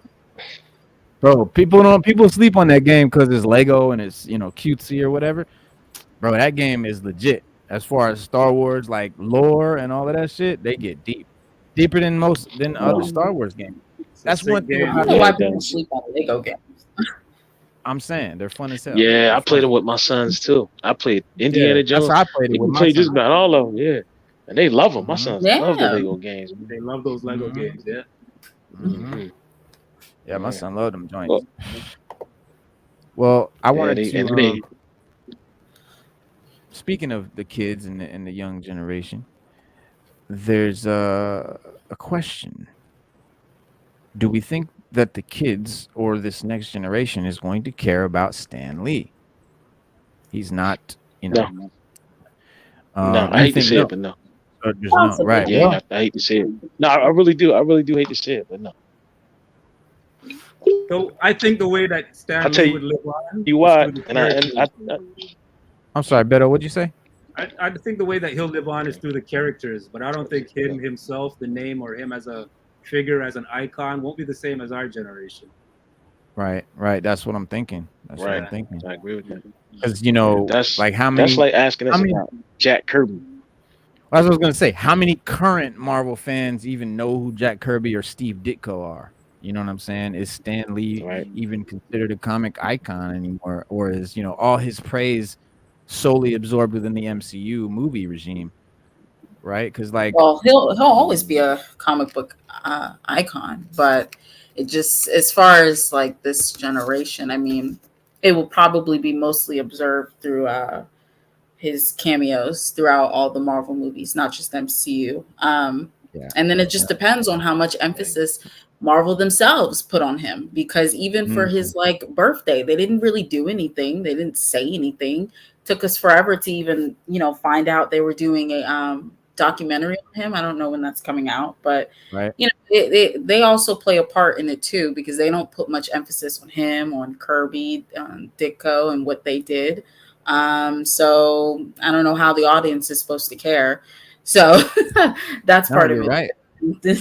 Yeah, you're right, Sada. That's a brilliant point, Sada. Thank you, because I mean, I can't say it no better. That's exactly right. And speaking of the cameos, sorry, go ahead. Go ahead, Beddo.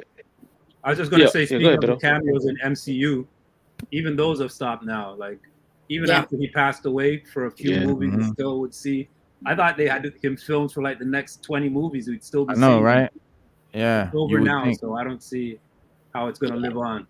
But like Sada, like Sada said, it really is on Marvel. And I think if they did put forth, the promotion of Stan Lee and just really made him a character, I mean, make him a character. Have him like this, you know what I'm saying? Always popping up. Always talk about Stan Lee. Have his picture in the bottom in the corner. Shit like that. Yeah, something. Even on the Marvel logo, when they first started the movie, it should be a picture of Stan Lee first, and then you flip to that Marvel logo. Bang! This is the guy. Because Stan Lee, I mean, listen, guys, he, whether you agree or not, he's arguably one of the greatest writers of all time, and I don't just mean comics. I mean, just writers. As a writer, he's one of the greatest writers of all time. He didn't just create the characters or even just tell stories. He created universes. That's world building. I mean, he's a writer. Like, let's talk. Comics are literature, especially with Marvel. You know what I'm saying? But despite being a businessman for most of his life, he was also a showman, probably the greatest showman. You know what I'm saying? He didn't like his audience hating him. So he had a habit from time to time of blaming others around him when things went wrong. But a good example is this Stan backtracking, on his approval of kill off Gwen Stacy in Amazing Spider-Man 121. And Stan had given the go-ahead to his writers to kill the character off, but then he denied it when the fans got pissed about it. And yes, you're supposed to. Yeah, you're supposed to. Read on that. I didn't remember that. And that's why we love Stan Lee, because you're supposed to do that. That's right. You're the hustler. But yeah, he entered the comic book industry when he was 17. You know what I'm saying? And died doing it when he was in his 90s. Contrary to popular belief, he didn't start out as a writer. In fact, teenage Stan was actually tasked with doing odd jobs around the office at the comics, sweeping the floors, emptying the ashtrays, making coffee, you know what I'm saying? And sometimes on rare occasions, they would let him proofread. And that's how he got into it. And the biggest misconception I think people have is that Stan created Marvel itself. And that's just not the case. The company was actually started by his cousin's husband, Martin Goodman. But the company originally started out as Newsstand Publications, which published all kinds of books of all kinds of genres. And the company only became focused on comics after the success of Marvel Comics #1, which introduced the world to, Namor and the Human Torch, the OG, like first joints. and that was the first joint. And then after that success, the newsstand publications rebranded their name to Timely Comics and so forth until landing on Marvel, which oddly was the title of that comic. It was just called Marvel Comics, was the name of the comic book, not the company yet. That's kind of, and then Stan first got his chance to write at the company with a short story within the Captain America comics, which is a character he did not create. So Captain America is not a Stan Lee creation. That might be one of the only things he didn't create. Yeah, I mean, yeah, and then he was. You're right, because he did mostly all the big characters. He was 18. He was promoted to the editor. I mean, 18 years old, the editor of a publication company is crazy in itself. It was Timely Comics. They had two of their creators, Jack Kirby at the time, Joe Simon, were fired, and then they had been fired because they'd been caught moonlighting at National Comics, was their competitor that eventually became DC. So they were working for DC at night, and they got fired for that. But it was said that it was actually Stan who ratted them out, so that secured his own position, a little corporate, a little finagling. Nah, he had to do what he had to do, Reno. He's trying to get it. Yeah, he's like, I got to become Stan Lee. This was his origin story. I got to become. He's denied it emphatically. Stan Lee. He's denied it emphatically. He's denied it emphatically. He says no way. But yeah, you know what I'm saying. He used his pen name Stan Lee because his name is Stanley Leibowitz, and he didn't want to sign Stanley Leibowitz, so he just made it, or Lieber, something like that. Lieber, his real Stanley Lieber, and so, but yeah, that's how he just made it Stan Lee when he was working on comics at Timely, and then because he wanted to save his real name for when he became a real writer. So that was the thing. He didn't want to sign Stanley Lieber on the comics because he felt that was like, minor. He felt like, so he's like, when I finally get my novels or whatever it was he had planned, then he'll put his real name. Obviously, that didn't work. Well, sometimes back then, back then they had like, we say now old names, but like their names was, I know even they even thought like, like Dutch Schultz, his real name was Arthur Flegenheimer. Nice. Could you imagine somebody trying to stick him up? It's Arthur Flegenheimer.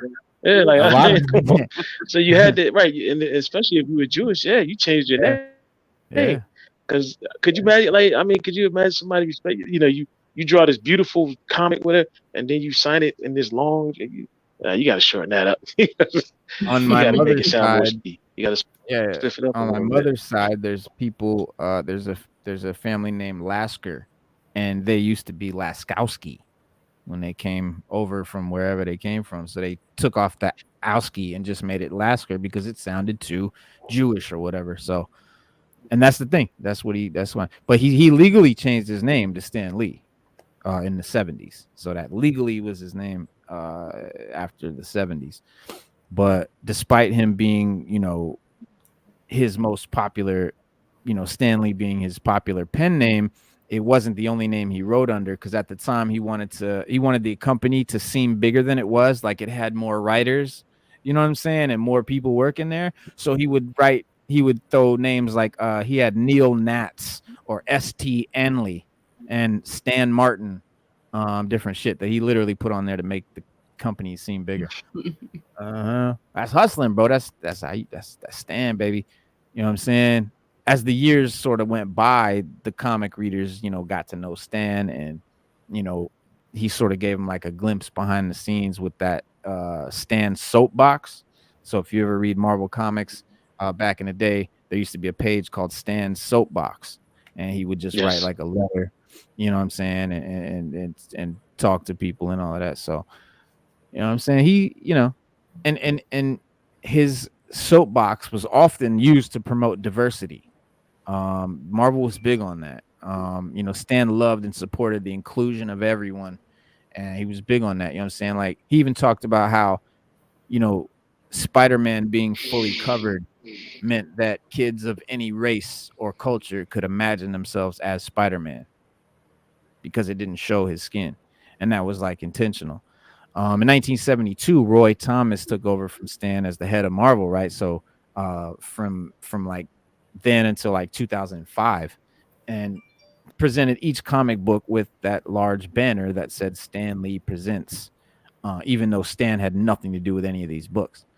And then came the movies, and Stan, has been in a lot of them, but he hasn't been in all of them, contrary to popular belief. But he tries to throw that cameo, and these cameos are not part of any like long-standing deal or contract.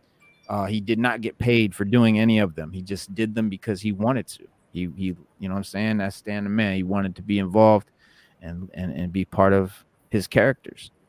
I mean, he was not, he didn't, you would think that he was, this multi-billionaire because of it, but he wasn't, that he didn't get paid for it like that. Over the years after Marvel was sold to Disney, Stan became something of like a mascot at Marvel, and he traveled around the world telling stories, promoting the company, again, all for free. He was not employed by Disney to do this. Never saw a penny outside of his own dealings with the event organizer of the thing.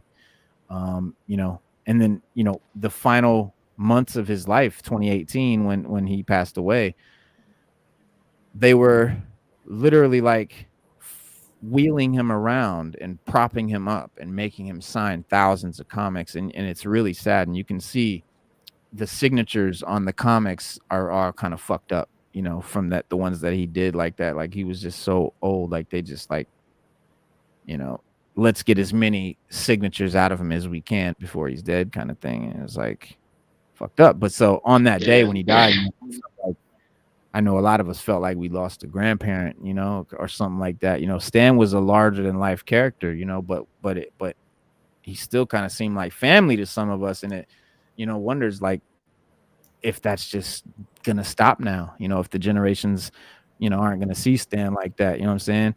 After his death, I worried about what would happen to his legacy with, what with the Marvel rights are now belonging to Disney, you know what I'm saying? And including their juggernaut creation that is the MCU.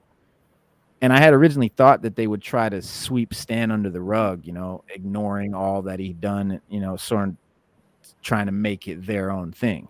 Because we've seen that in the MCU. That's what Disney's done, is they've tried to redo the stories, retell the stories, change the shit so they can make it their own Disney version. But, thankfully seems not to be the case. Instead, Disney has continued to praise Stan, standing him upside alongside their own legendary creator, Walt Disney. It's like Stan and Walt, and that's cool. And hopefully that, but on what would have been Stan's birthday this last year, they even announced that we'd be getting a Stan Lee documentary and all of that, but I think, like Sada, like you said, not enough. It wasn't much. But it may be true that in the generations to come, most might not know who this weird guy with the glasses, who's this weird guy that's always popping up, or why he keeps showing up at every movie in the first three, phases of the MCU. Why is he there? Who is he? Who even is that? But with Disney still supporting his legacy and Marvel, hopefully the information will be, passed down. And yeah, it's a two-way street. I mean, it's on the company to keep that legacy alive, but it's also on people to want to do the research and know who's who and what's what and why they're important. If you're gonna just look at a cameo and just ask a bunch of questions and not really do the work, I don't know. It's not really gonna work out for you. So it's a two-way street, really. Mm-hmm. So I think it's possible they could know of Stan Lee and understand his importance. It just depends on if they want to know and they want to do the research. And it really doesn't take that much, for the bare bones. Right. No one's asking for a research paper, but bare bones, it takes like 5 minutes. So that's it. That's it. Do the research, man. Just Google it. Unplug that. Marvel needs to use X-Men as its own universe, not just part of the MCU. Ooh. Yeah, Marvel Studios has a massive opportunity once the X-Men become fully established in the MCU, essentially giving them a whole new universe to work within. You know what I'm saying? Like that whole mutant, that whole X-Men world. Beto, you can back this up as a fan.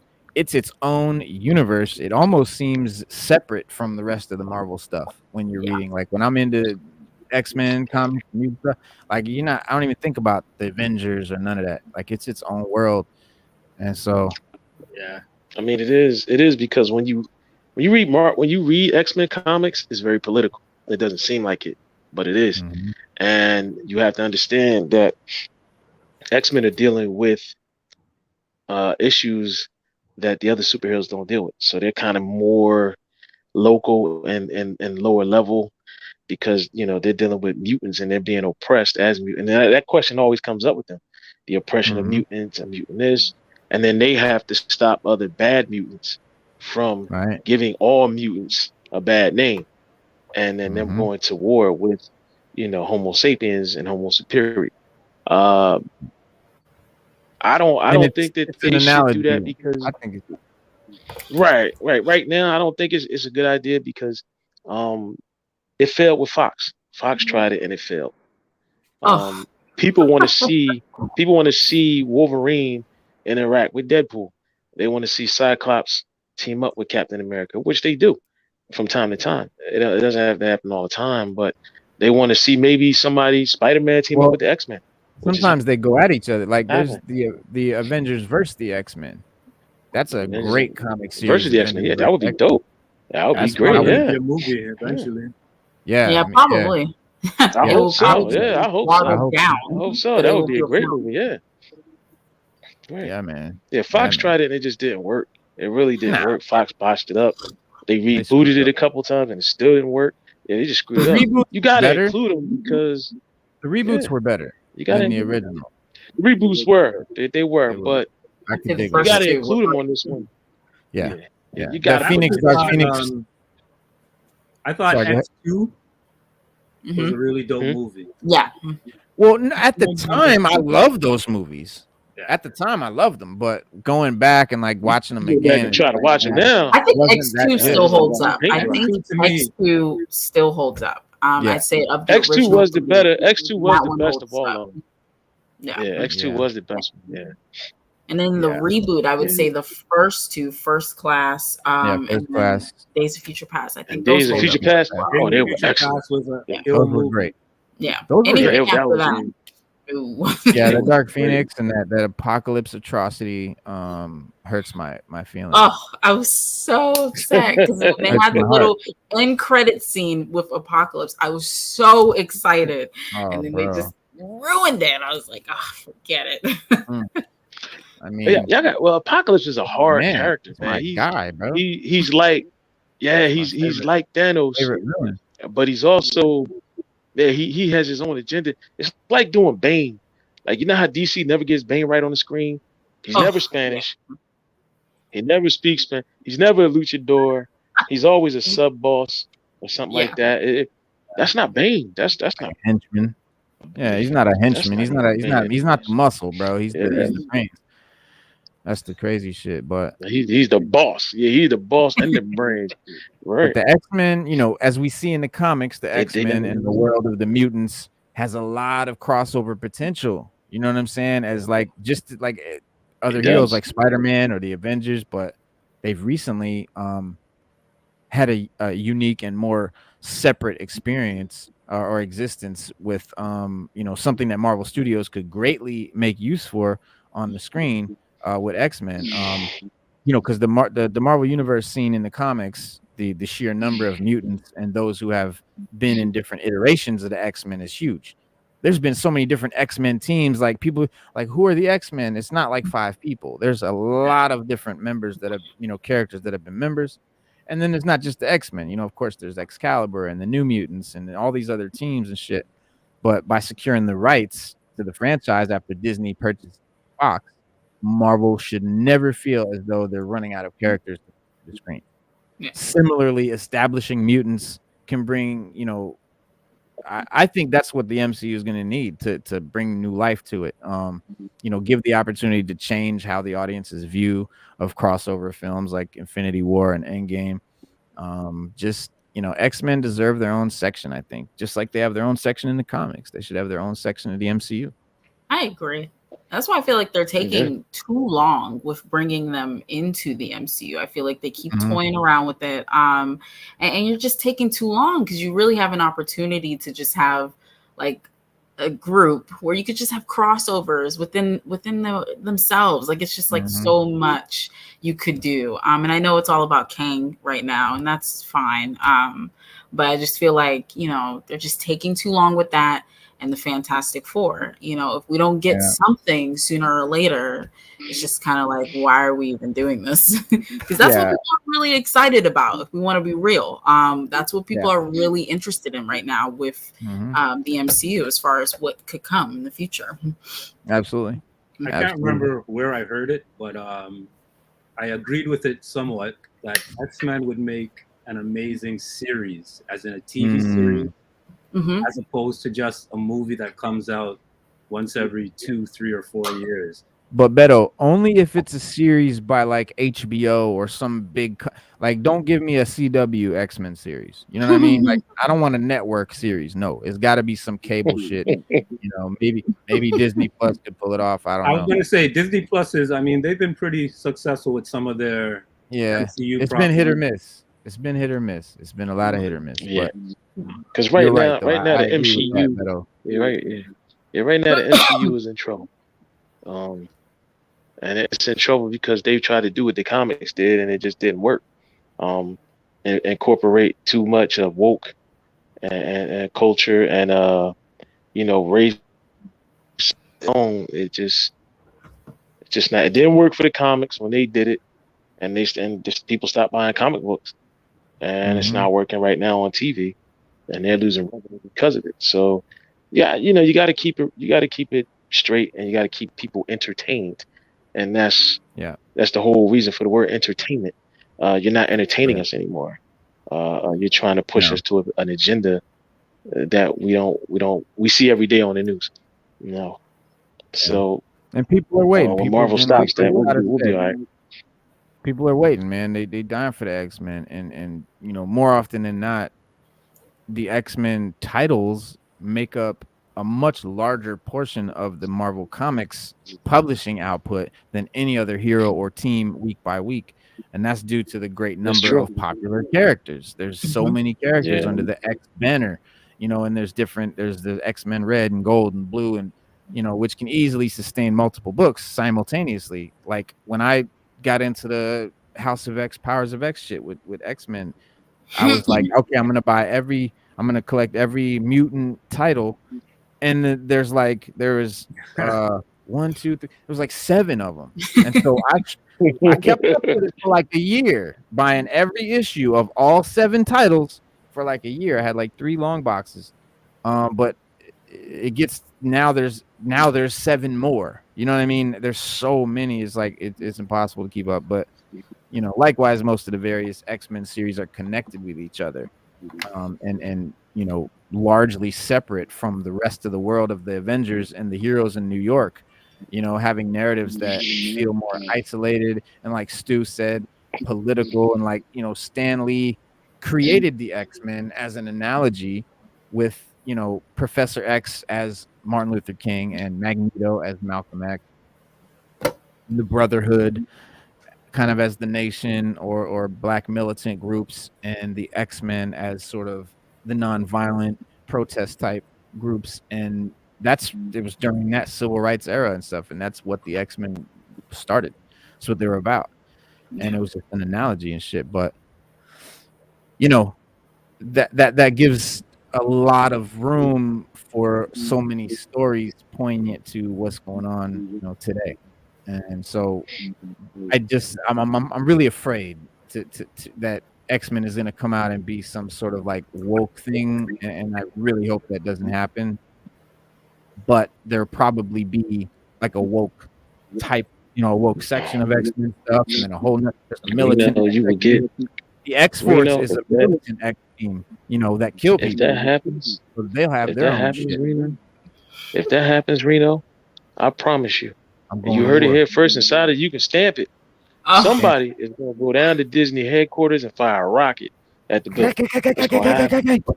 It's gonna happen. It's going to happen. It's gonna happen. They will be done. Disney Plus will lose 40. They'll lose about 1 million subscriptions in 24 hours. It's because you listen. And that's why you got to be careful with the X-Men, because it's already been botched up once. You botch it up again, people will never have faith in it again. Ever. They're never gonna have faith. Yeah. So you gotta hit it out of the park. Yeah, you gotta hit it. Yeah, you gotta hit it out the park with X-Men on this next one. Fantastic Four. And Fantastic Four. And especially because that'll be like the 4th time they've tried to do them. Yeah, that's another one that they haven't been able to land for some reason. But what I guess my point is that I just don't want it to be an X-Men movie or two. It needs to be a phase. Basically, like it needs to be an X-Men phase. Like the whole phase. Phase 6 is just X-Men shit. I wouldn't mind that, like TV shows and movies happening concurrently. That would be good. I mean, you've got so much content. And everybody else is the guest stars, right?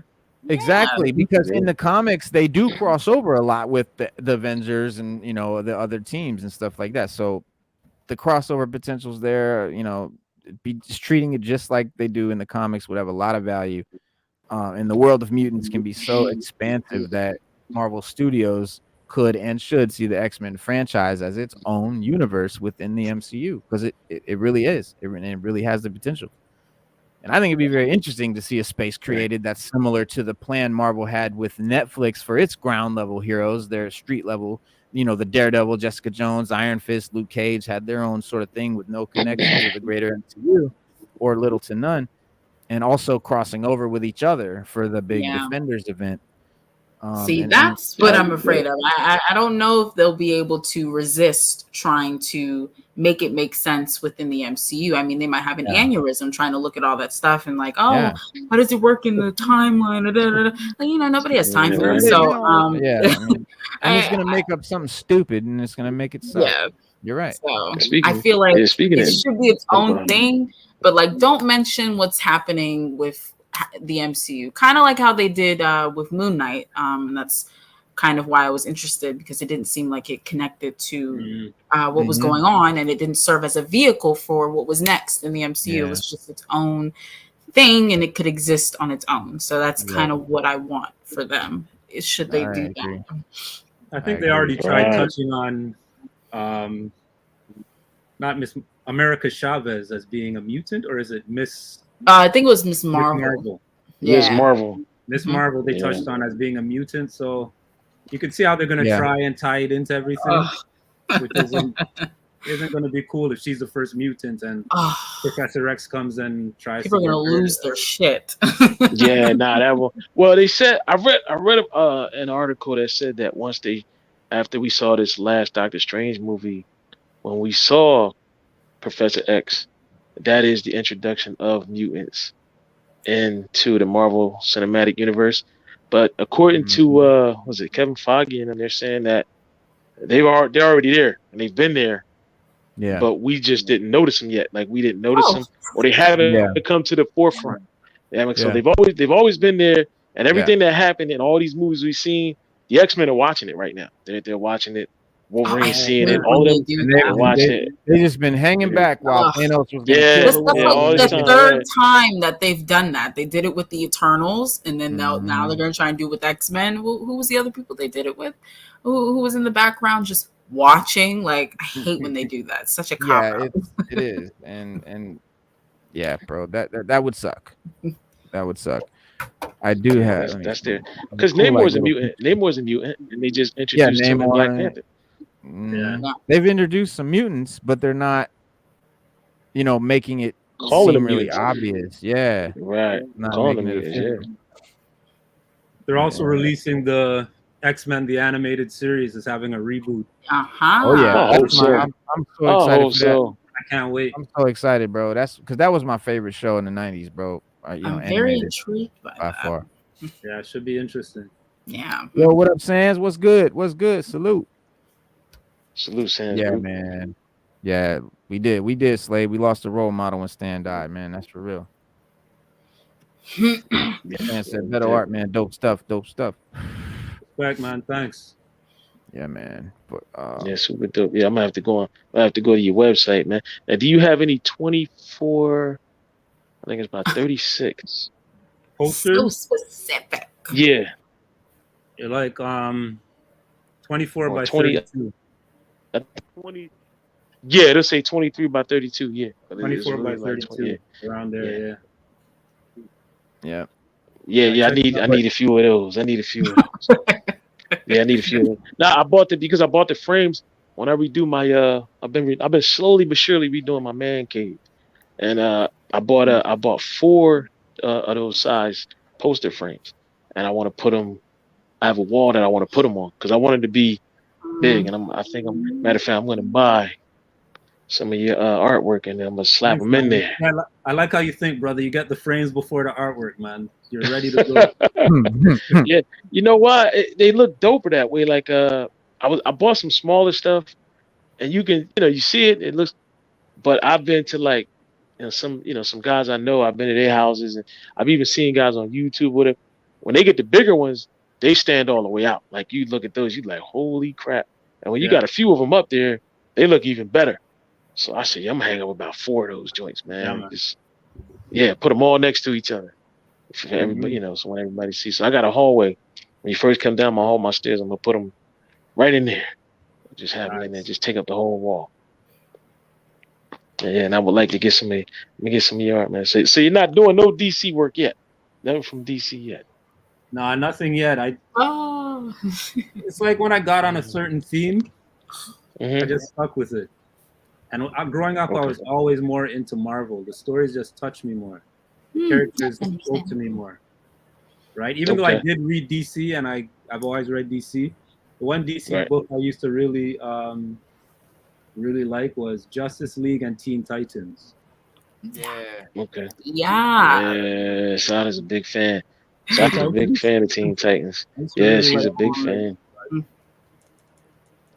For this series, I just said, you know what? After the first 6 or 7, I said I'm just gonna keep it Marvel. Focus, I think it's for the better. I think it's for the better because it's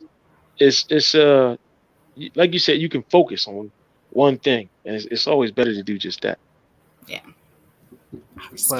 Plus Marvel's better. Ooh, I don't know about the second part, but sure, if you want to go with right that. along on that one. Yeah, we're gonna move right along on that one. So, Mr. Beddo, we're gonna have a DC versus Marvel show. You guys probably have had one already, but we do have a DC show. Well, you know what? You could do. You know what? You could do one. You could do one better where you could do like. Remember, we had the East Coast West Coast thing back in the day. You could do Marvel as East Coast and DC as the West Coast. And have each rapper represent a different. That's just an idea. Throwing out there. Just throwing out there. Just throw it. Just throwing it out there. Nothing. Nothing crazy. But to bring it in, man, like the X-Men wouldn't be. They would be connected to the MCU, but there should be room to go big and give the mutant the space it deserves. Furthermore, the debut of the X-Men should mean that not every major crossover is an X-Men film, right? So mutant characters could have their own individual origin films, like in individual movies, just like we did with the Avengers, and a film and like a show series or whatever, with the X-Men films being the crossovers that bring it all together. Marvel Studios can have an even bigger blockbuster with, at the end of each phase with like X-Men versus Avengers or X-Men team up with Avengers, whatever, sort of raise the stakes, you know what I'm saying, with a lot of crossover potential. Because in the comics, the X-Men comics are largely separate, but just as expansive within the, greater Marvel universe. And the same can be true for the MCU X-Men projects. Marvel Studios has already started to bring the concepts of mutants to the MCU, with their characters, like you guys said, Ms. Marvel and Namor, so hopefully there's been due consideration to give the X-Men franchise the space it deserves ahead of their imminent arrival, because we don't just want to just get just like some movie. It can't just be a movie. It's got to be a whole It's got to be a movement.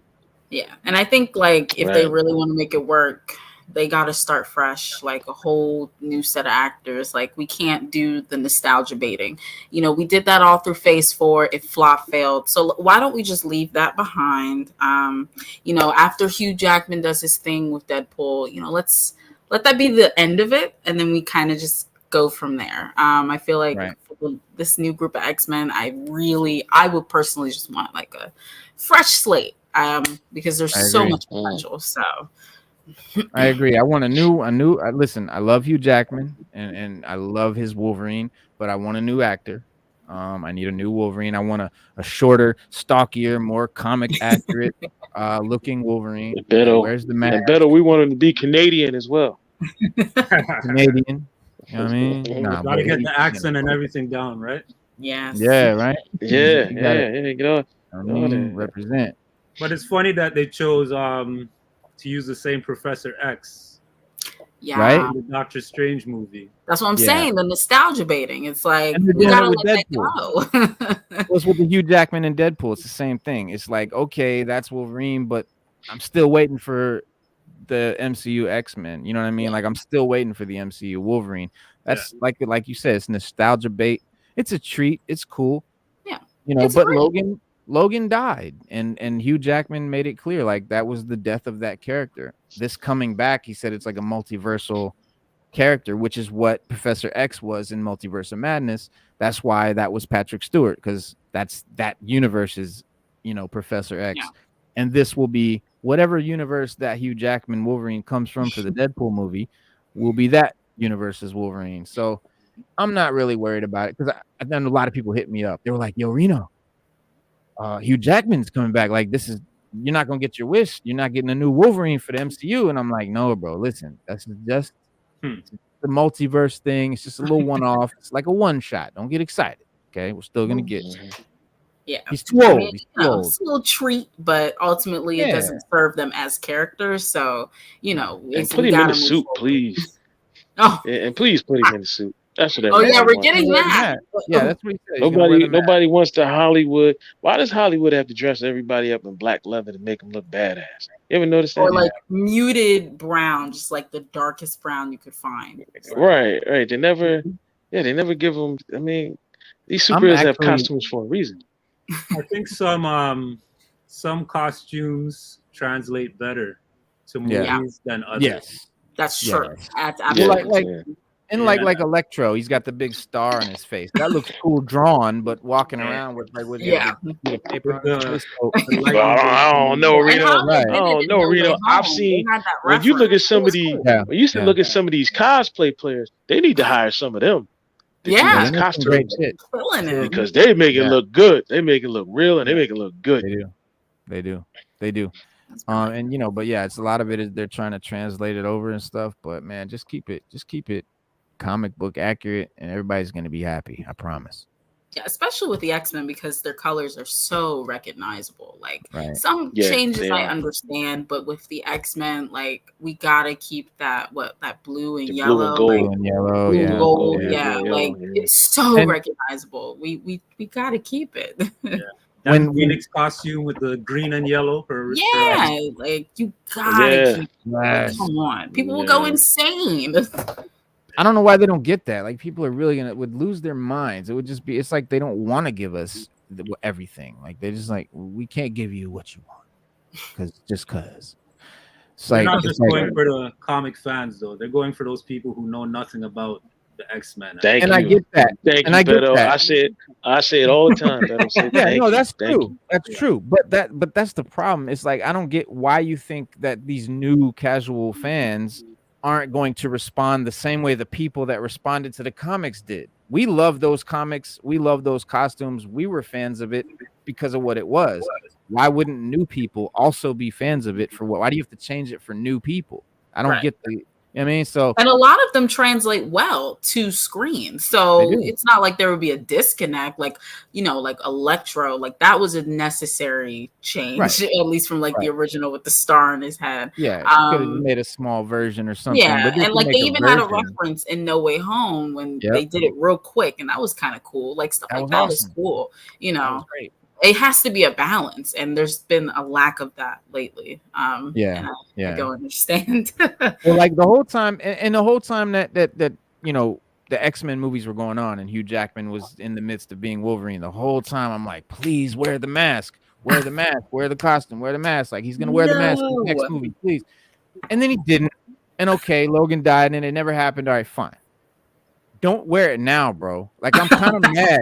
I'm kind of mad that he's gonna wear it in Deadpool, because that wearing of the mask would have been the validity that this new actor would need to take over that role from something that has been so ingrained as a Hugh Jackman. Like that's Hugh Jackman. Wolverine's Hugh Jackman. So any new actor is going to be compared to him in some way, or either be like, oh, well, he's not as good as Jackman or whatever. But if he would have been the first one to wear the mask, that would have been something. That would have been something to give him that clout. Like, yeah, he's not Hugh Jackman, but he wore the mask. Well, he set the tone. And I feel like he was taking that from him, whoever this might be. I feel like that's it's not right, man. It's like too little, too late. And like you said, it's nostalgia bait. It doesn't seem genuine, but it better be badass, bro. Yeah, I mean, part of the issue is also actors and their vanity, because you know a lot of them they want the face to be seen, but it's like, you know, this is bigger than you. I like you gotta understand that this is way bigger than you. Like if you're playing Batman or Spider-Man or it's crazy. Spider-Man, yeah. Perfect example. We were watching Spider-Man 3. We were watching Spider-Man 3 at work the other day, and this was from a casual audience person that was watching it with us. You know the part where he's on the train and he goes to stop the train, and he shoots the webs on either side. So we're watching it, and he takes his mask off, and then he's looking around, and then he shoots the web. So then this one lady looks at us, and she says, you know, that was good, but why did he have to take his mask off to do all that? so we all turned around, we looked at it, we were like, you don't even want to start that conversation. But all we're going to say was, we agree that it wasn't necessary. She was like, I didn't, and she kept talking. She was like, I don't get it.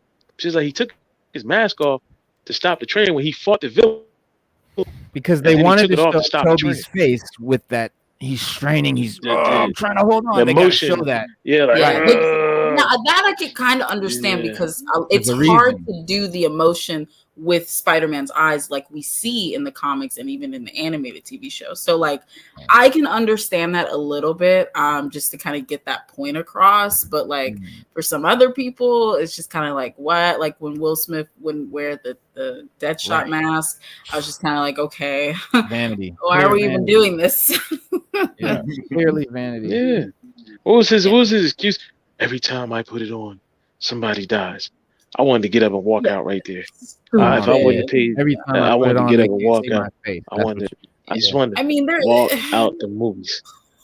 Like I understand some instances, because I know like when they make the actual mask for the actor to wear, sometimes it can be uncomfortable. Like maybe they can't breathe or something like that, so they don't have it on. But then it's just like, okay, so why don't we make something that's better? There's so many factors, but I feel like it could be fixed. I just feel like it could be fixed. Even the actress that played Mystique in the original X-Men, I'm blanking on her name.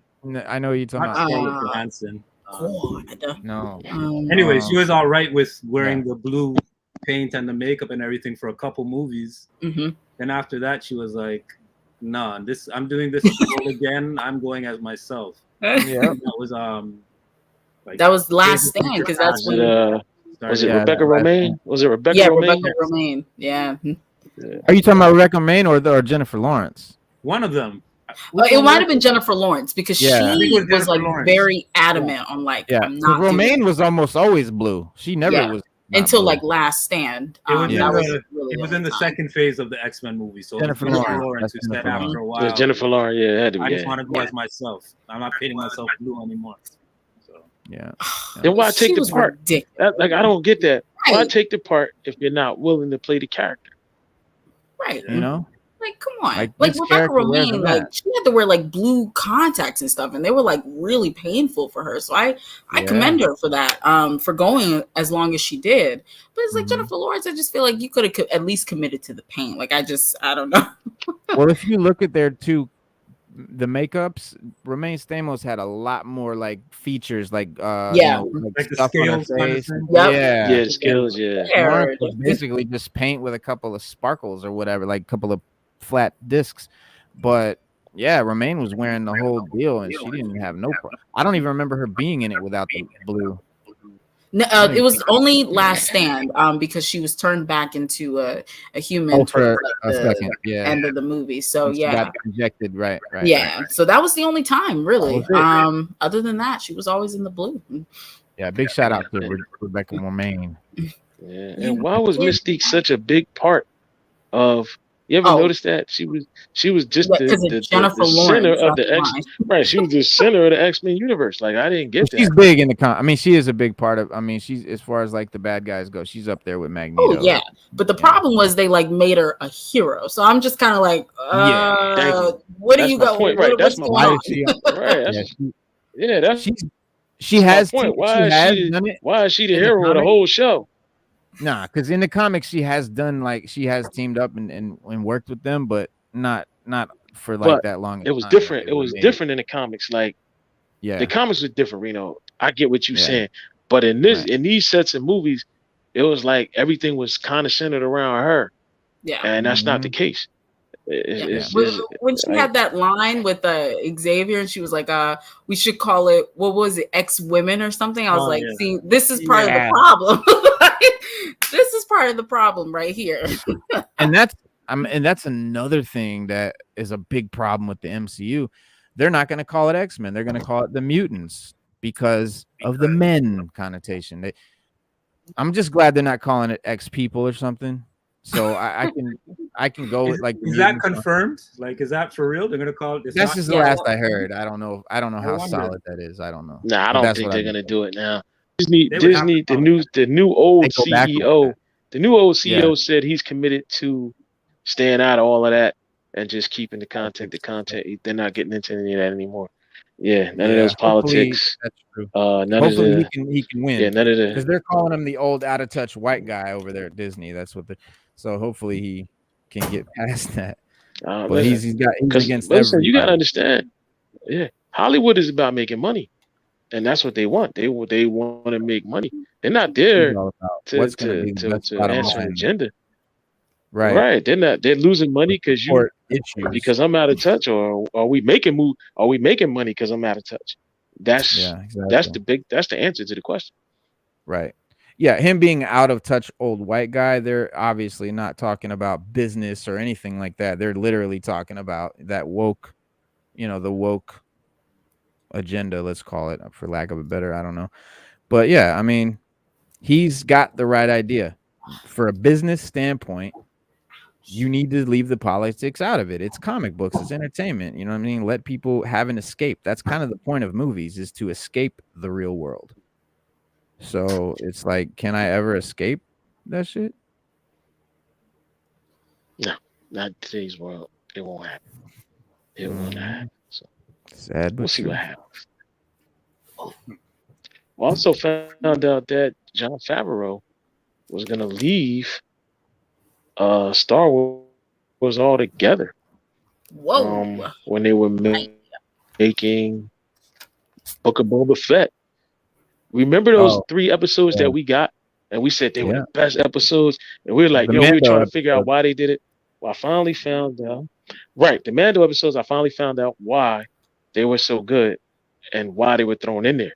According to the source of Star Wars nerds that I talk to frequently, they said that in an interview, Favreau said he was going to leave, and when he threatened to leave, that's when because he said Boba Fett was so bad that he was like, look, this is so bad, and y'all keep rewriting. Like Kathleen Kennedy kept sending down all these rewrites and all these, no, we can't do that, we'll do this.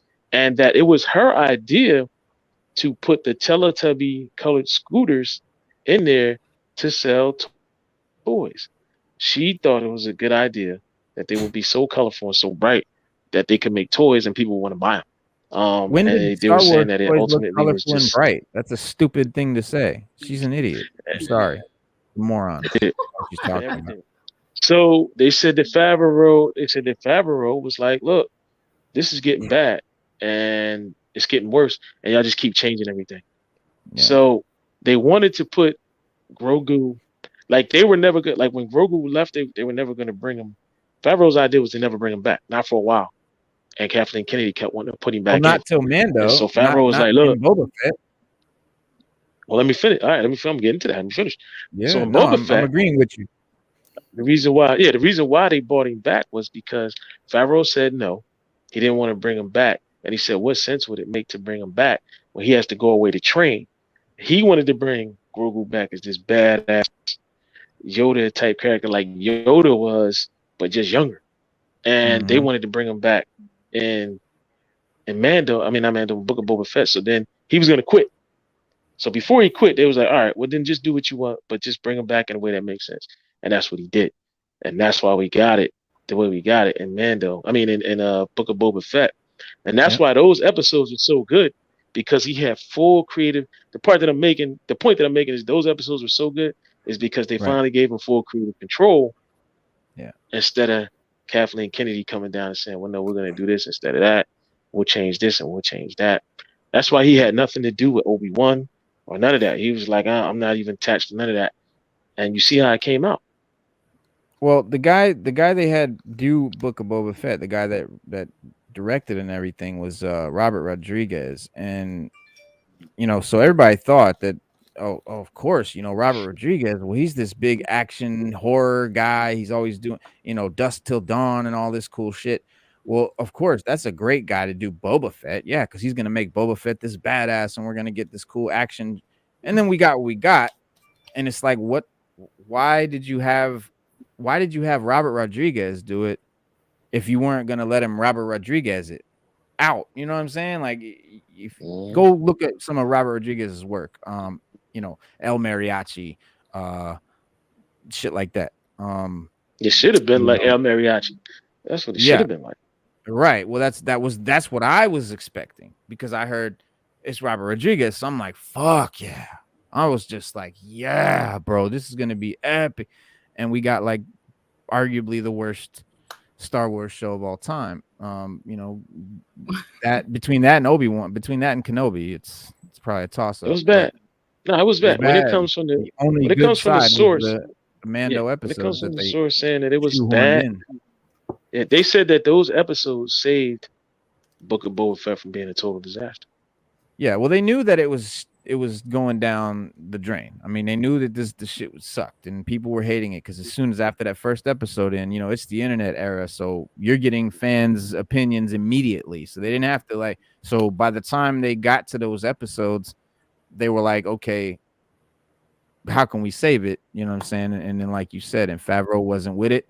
And so they actually, and I think that those episodes they put in were actually supposed to be part of Mandalorian season 3. But they weren't. They weren't. They were put there to save. Let me finish. Oh, go ahead. So Mandalorian season 3 is when people that watched Mandalorian, the last time that we saw Grogu and Din Djarin in season 2, they had separated. And so people that just watched that show and weren't watching Book of Boba Fett are expecting that to be where it left off, to where season 3. But when they come back to season 3 now, Grogu and Din are already back together.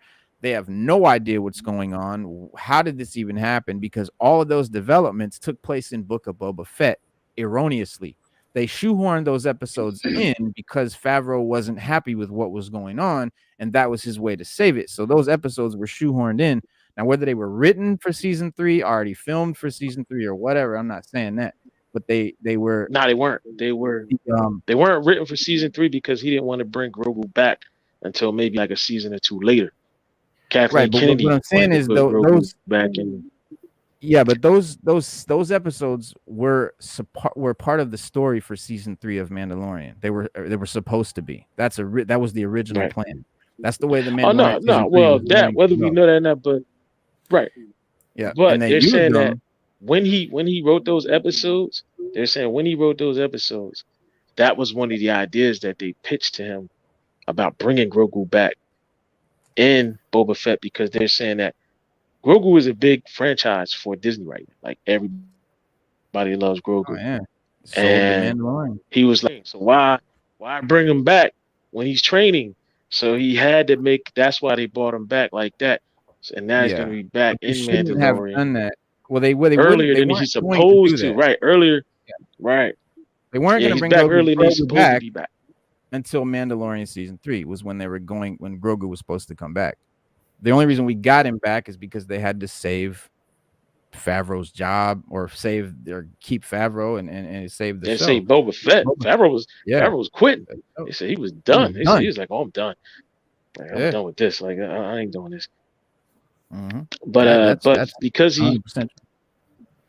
Yeah. But they said he saved Boba Fett with those 3 episodes, and supposedly we're supposed to be getting another season of Boba Fett. Hopefully, it's decent.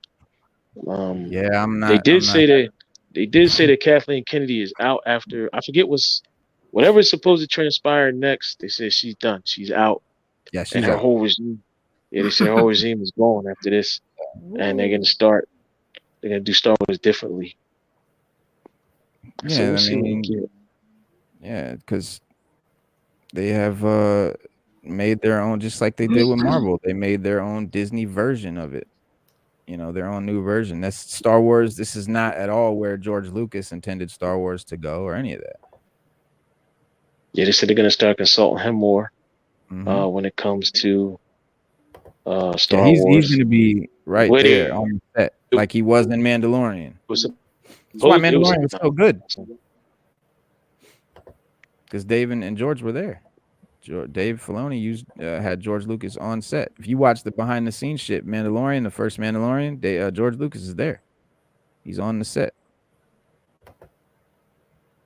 And you see what, Ahsoka is another show that's coming that I think is going to be great, because that is literally a character created by Dave Filoni. So he knows it inside and out, and he's going to make the show.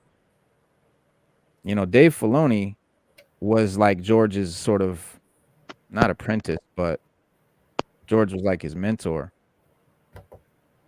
Fuck. And he made what was that show? He made like that Clone Wars show. That was Filoni's show. And he wrote all that shit. So that's who you want. That's who you want. Sorry? Said one of the sickest shows, Clone Wars. Definitely. And Clone Wars and Rebels, and that's who you want, doing the content, is people that were fans of it, people that know it. And that was like the biggest problem with Lucasfilm at the time, the Kathleen Kennedy regime and all of that you was talking about, Stu, is that they intentionally hired people that were not fans of Star Wars because they thought that was the way to get a new, fresh take. But it's a stupid way to do it, because they don't understand.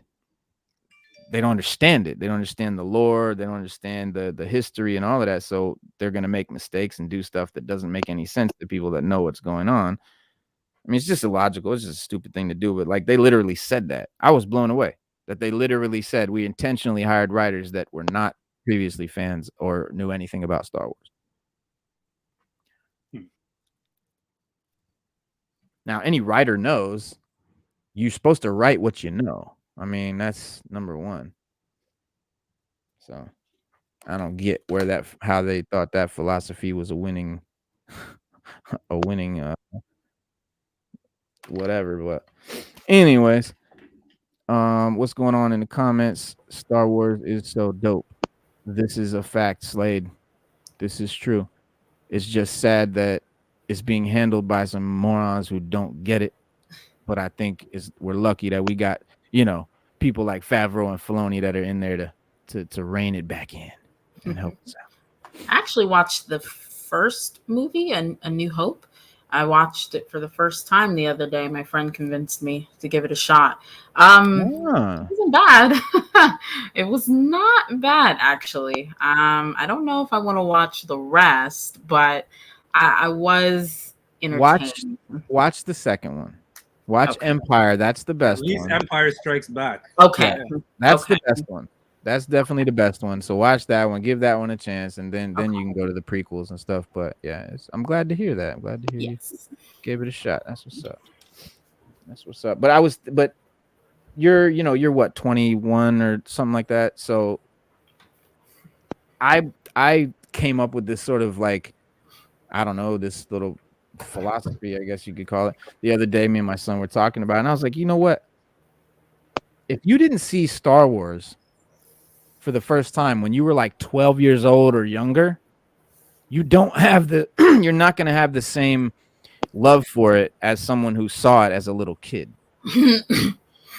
It's just because I think as a little kid watching that stuff, and it kind of, when you're a little kid, that can be kind of real to you in a little bit. Overactive, imagination and everything. Yeah. Right. And so you get this sort of nostalgic, whatever, passion for it and stuff. And it's like having to explain Star Wars to people that didn't grow up seeing it or didn't see it as little kids. I've noticed they don't get it, or they're just like, yeah, it's cool, I guess, but why are you like going so nuts over it? Like, like it's kind of good, I guess, but no, you got to see it as a little kid, unfortunately, and that's what. So like, I want to see writers. That's my philosophy was like, they need to hire people that they need to ask them a question. Did you see Star Wars when you were 12 or younger? If the answer is no, we can't hire you. Yeah. I did enjoy the practical effects quite a bit. It kind of was really immersive. It was they were groundbreaking. Yeah, so I like that. Yeah. At the time when Star Wars came out, there was nothing. See, that's another thing is too. People look at it and they're like, okay, like I've seen space movies before, I've seen spaceships, but when Star Wars came out, there was nothing that had been that realistic. With like space battles and stuff. Like, sure, there was stuff with space battles, but always look really cheesy, really fake. And then you had like Space Odyssey 2001, which was very realistic, but very science fiction, not science like myth, like Star Wars, not so no action and stuff like that. So Star Wars gave you the realism of Space Odyssey with the action of like Buck Rogers, and so. That was the first time that it happened. So, like, when people saw Star Wars in the theater for the first time, it blew people's minds, bro. People were lined up around theater buildings to see it their fourth and fifth time. Because that's what I'm saying. Like, it was so groundbreaking at the time. No one had ever seen anything like it. So it's hard to describe Star Wars to someone who didn't experience it at that time. Right. But for my son, who clearly is, was born in 2004, but when he was a little kid, I sat him down. He watched all 6 movies. You know what I mean? Like, not in a row, but he was familiar. So he's got a different take on it than, say, someone than like one of his friends who might have never seen it yet. And they might be, so I don't know. I guess having those discussions, it kind of came to my mind that it's seeing them when you're a little kid that makes people so passionate and serious about them. Because I think like that's what we were talking about. My son was like, these Star Wars nerds, these Star Wars people, they're like so passionate. He's like, I don't understand being that passionate about really anything, but especially like a movie. And it's like, yeah, they're not just passionate about a movie. That's the crazy shit. They're passionate about this whole world, this whole universe. There's several movies, there's books, there's comics, there's cartoons, there's toys, there's your imagination when you were a little kid. So without that, I don't blame people. Like when people are like, I don't really dig Star Wars, I'm like, yeah, I probably wouldn't either if I didn't see it when I was 4 years old. I get that. What timeline should the new Star Wars movies start? The Mandalorian. So the Mandalorian schedule, first of all, is give me that one. Let's go. Give me that one. So season 3 begins on March 1st. The new episodes will be weekly until April. Wednesdays are going to be the day of the show. And Wednesdays are always packed with Star Wars content as season 2 of the Bad Batch is going on. Until then, and then season 1 and 2 had one episode per week, schedule, but future strategies might differ, like Andor with the 3 episodes premiere and stuff like that. The Mandalorian release schedule on Disney Plus New episodes arrive at 12 a.m. Pacific, 3 a.m. Central, 8 a.m. General Mountain Time or whatever, and 7 p.m. Atlantic, globally rather. Sorry, subject to change. And then episode 1, 3 episodes airing, blah blah blah. But you're asking about timeline. The series is set between The Return of the Jedi and The Force Awakens, tracking the fall of the Empire and the rise of the New Republic. That's Mandalorian. So the Mandalorian, the current new shows, if that's what you're asking about, like the next shows are taking place between the last of the movies from the 80s, that's Return of the Jedi, between that and the first movie of the sequel that just came out, the movies that just came out, The Force Awakens. So that timeline in there. The prequel movies take place before Luke Skywalker and all of that. So this is between the Luke Skywalker movies and the Rey and Finn movies, for those who are casual. That's where Mandalorian takes place. If they did another trilogy, another Star Wars trilogy, I would like to see something take place either in the Old Republic or way in the future with Luke's great grandson Cade. That's where I want to go, like way in the past or way in the future. We've seen, this is so redundant. Like we've seen so much of Luke and Leia and Han. It's like, okay, I get it. They did a lot of cool shit. What else happened in that universe? And the Old Republic, with the video games, the Knights of the Old Republic, and all the books and comics, way cooler stories, way deeper, way just way better in every way. My favorite part of Star Wars is the books and comics. The movies are secondary for me. Those are like cool extra visual bonuses.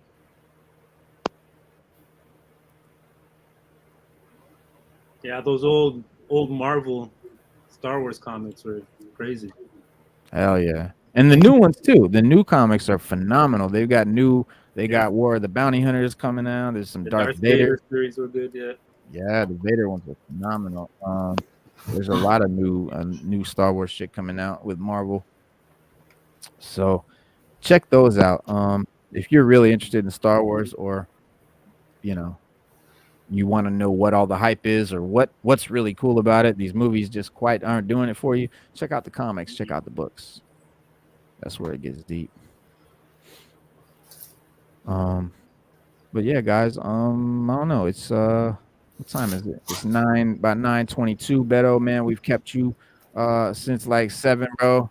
I really appreciate you coming through, man. It's been a phenomenal time talking to you, and it was great to meet you and finally get to put a person to these covers that I've been on for like 3 years now, bro. I've been looking at these joints probably since what? When did you put these out? It was like 2020, right? The first one was out in 2015. Yeah, so I've been seeing these probably 2019. That's probably when I started to see them. So yeah, it's cool, man. We're big fans. Respect, man. Reno, thanks for the invite. Good chopping up with you guys. Good meeting you guys. Yeah, man. Oh, good meeting you too, man. Yeah. Anytime you have new projects coming out, DM me. Let me know. Yo, Reno, I got this coming out. I got that coming out, bro. We love to promote, man, and get you on here and promote your joint. Anytime, bro. For sure, man. Let's do it again. I'm definitely going to be promoting, because now that I know where to get this stuff, I'm going on your website, buy a few of those yes, sir. Those giant sized 24 by 32 or whatever they are. Yeah, all I know is I got four empty picture frames, and I'm gonna I want this Tribe joint, I want this Wu-Tang joint, I need this Illmatic joint, I need this Pac Wolverine joint, need this Days of Future Past joint. What else do I need? I need that Tribe Called Quest Fantastic Four. I need it. I'm definitely gonna have I'll be going on there. Yeah, I'll definitely be going on there ordering a couple. Yeah. Oh, Stu, you got that BDP right there. Oh, I've seen that. That's definitely. Yeah, I'm definitely getting that BDP. And that Public Enemy I gotta get, because that's my Cable. That's first appearance with Cable. Yeah. Definitely got to cop that.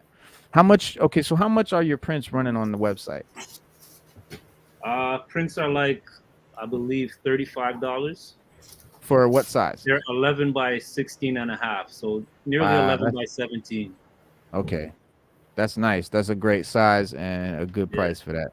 Yeah, those are man. Well, I need the other size. BeddoArt.com. They got what other size? You got bigger ones? Posters are like 24 by 32. Yes, that's what I need. I need that size. That's what I need. That's the And how size. much are the That's what I'm posters? shooting for. The posters are like 90.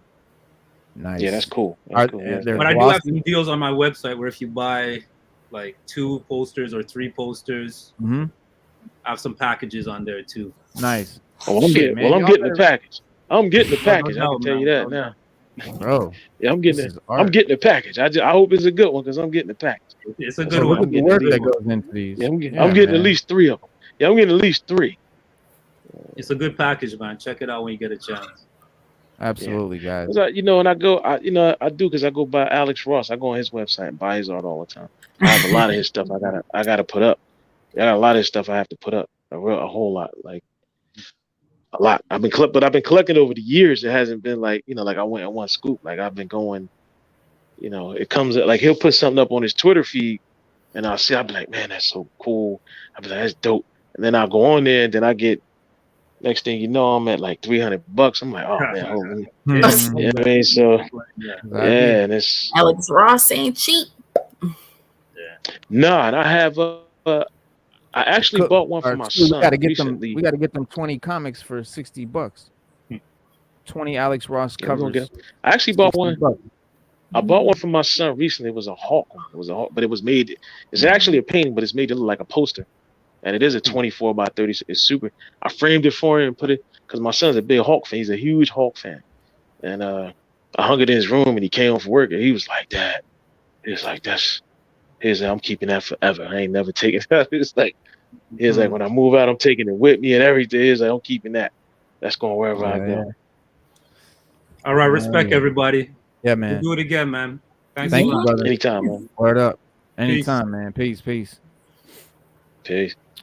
Well, that's our show, guys. Man, what a cool dude. Yeah, he's an extremely talented artist, obviously, and a really cool cat, man. Beddo Art, check him out. That's his website at the bottom, beddoart.com. You can get his artwork, posters, prints, whatever. 6 Element definitely supports this guy. This is hip hop and comics at its finest. Yeah, man. So, any last words, peoples? Oh, y'all. Speaking of peoples, Stu, people, the movie. Mm-hmm. Did you watch it already? Out of 5. You broke out. What'd you say? I highly recommend Side of Watch. Oh, I said I gave it 4 1/4 couches out of 5, and I highly recommend Side of Watches. Okay. Yeah, it's dope. It's Eddie Murphy, Jonah Hill. Yeah, I saw the trailer. I was like, It's cute. It's funny. It's sweet. Yeah, it's about interracial relationships and things like that. But it's funny because, like, obviously, I went, my wife is black, and so her family and my family, it was like a blended situation. And this movie kind of illustrates it how I guess it must be for a lot of people, but it's because our situation, it wasn't like that at all.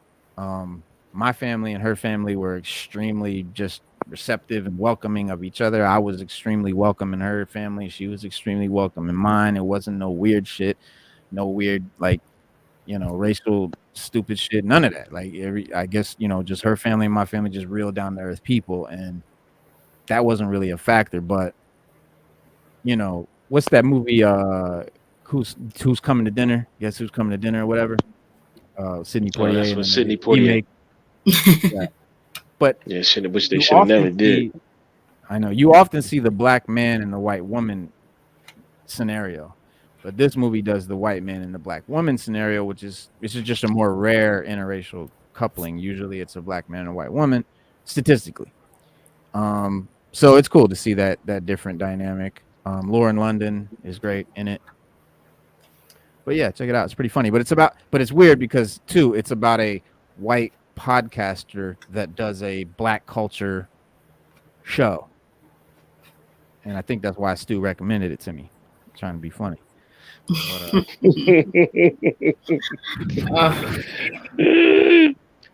But no, it's But you can't say it wasn't good. It was a good one. It was a good one. Yeah, it was a good one. All right, y'all. That's our show. We'll see you guys Wednesday for Wars Wednesday. We're gonna get deep into the Wu-Tang and the Star Wars and all that good shit. So we'll see you then.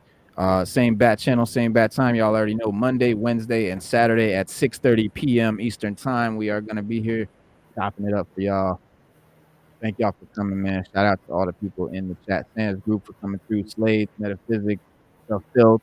For the new viewers, Motion Live TV, welcome. ASAP, everybody, man. Who else was Original Origin? Norin Raz, salute. Chef and Brims. Man, if I missed anybody, man, we appreciate you, man. Thank you. Peace. See you next time. Peace.